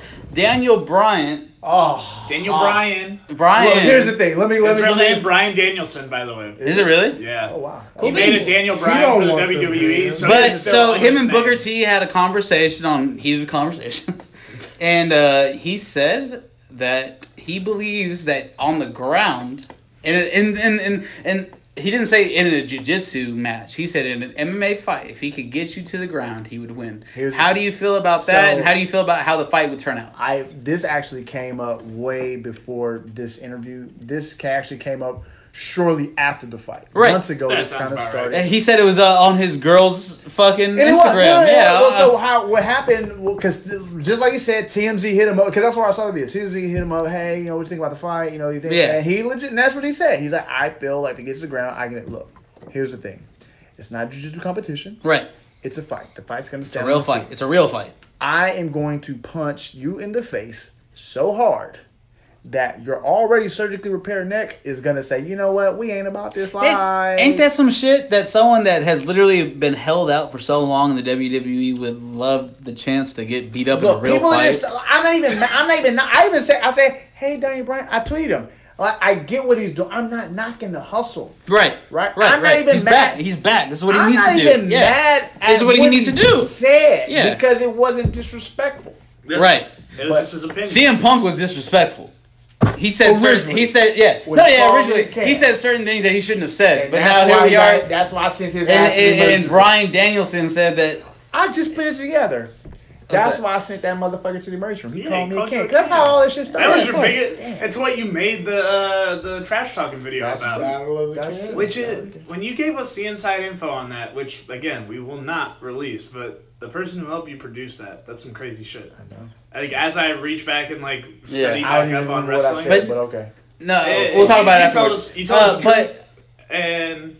It's all we can expect from you. Okay. Are you fighting Daniel Bryan in January? Is that what I actually won't be fighting Daniel Bryan. I did get the funny thing is there maybe I don't even know if I'm just talking right now. Right. I have no idea if this is gonna come to fruition by my own regards. But there have been talks about us doing a jiu-jitsu super fight on Access TV. Right. So there's that, and there's also. That's Logan such a bad look for him. There's Logan. I don't think it's not. I think it's a good move. I think you should fuck Logan Paul. Well, it's a good move to fight you in a jiu-jitsu match over an MMA fight. I think you should. Right? 100%. Yeah. Of course. Well, either way, I think it's a good move for him. Health-wise, the jiu-jitsu is the better route. Of course, yeah, 100%, 150%, 200%. There is Logan Would you say 200%? Yeah. Who is Logan Paul? I still haven't looked this guy up. All I know he's a YouTuber. White dude with abs that has a YouTube account. He staged Northcutt without any of the years of training. And 3 inches of height. And 3 inches And of height. I heard he's a douchebag. He took a video in the Chinese suicide party. Yeah. Okay. I don't know which Logan brother did it or Paul brother, whichever. So then I have Logan him, did the suicide one. and then I have a young mate over across the pond in England. He was very adamant. There we go, Aaron Chalmers. Couldn't remember his name because I did not know who he was until he called you out. I got him. Aaron Chalmers competes in Bellator. For some reason, he feels that we can fight, or I don't know how he thinks, because he signed to Bellator. I'm signing UFC. I don't know how he thinks that can work. But the guy's trying to make a name out. He's basically come from the British Jersey Shore, trying to make a name. And that's a real thing. Yeah, he's trying to miss this is real quick for those just listening. This isn't Mike talking shit. This is real. So here's the funny thing. He came from the British Jersey Shore. He's come from the British. So I'm glad, and we're gonna segue, and then I'm gonna be out here after this to bring this full circle. Juan's gotta get I don't understand how people they attack me and then they want to play the oh my god, I can't believe you said that to me. So I've been having a consistent amount of individuals who come out, they want to troll me, right? And then I respond, and it's like, "Oh my god, why did you say that to me? Aren't you supposed to be bigger than this?" So I had that, and then this is kind of how the Aaron Chalmers thing started. So with him, I never called Aaron Chalmers out. No, 100%. I watched this happen. I did watch this happen. Aaron Chalmers did a video. Yeah. And they asked him about it. Well, when he retweeted the video, it was something of, I would fight Mike Jackson. Or whatever. I would like I would win. Some of that. I sure. Yeah. That's what he said. Well, he didn't at me. I was like, yo, if you gonna say that shit, at me. Yeah, and that's what brought me to it. All I did was like, yo, you could have at me or something like that. And then all of a sudden, I became a disrespectful guy. I was like, I just say, yo, just at me. Yeah. The people that don't like you already think you're disrespectful, and they're the same ones that are gonna. But people thought I was. They said, my dude, you said you were so disrespectful in your fight because you looked bored. I also look non-affected. My whole point about that is like y'all both studied each other for months to fight one another. Right. Why would you like you said? Why you don't want to get caught in that weird fucking jab that he catches? Like, oh, I'm rocked. I'm gonna throw a jab and it works. Oh my god, is that not the funniest moment of the week? By the way, the Kawhi Leonard laugh. The Kawhi Leonard laugh is one of the more amazing things. Had Joe Budden not already done it, I was planning on using it for the entire episode, just like adding it in. And then he did. Kawhi Leonard laugh. All right, truth is out. I gotta go pee. Okay, real quick, Mike the Truth, where can the good people find you on social media? You can find me at The Truth Jackson on all the social media, Twitter, Instagram, Snapchat, and Facebook. And of course, you can check out the Truth About Stuff podcast at MikeTheTruth.com/podcast. And of course, you can subscribe iTunes, SoundCloud, Stitcher, and Google Play. Oh man. Go ahead, go take your piss. Juan, where can the good people find you? Bye. All right. Instagram, Snapchat, Twitter, chosen Juan 285. That's Juan. Juan. N. Juan 285. When I called you because we did the promo and I said the one and only, I was like, I wrote Juan and I was like, nope, I'm not gonna do that. I'm not gonna be that guy. No, it's not an opportunity. It's so easy. On Facebook, you can find me on my fan page at Juan quotation marks the Kraken. Hey. In quotation. Let him kill Adams. All right, Juan the Kraken Adams, and I gotta plug my sponsors, of course. Jet Hot Premium Coatings, they're all on the shirt.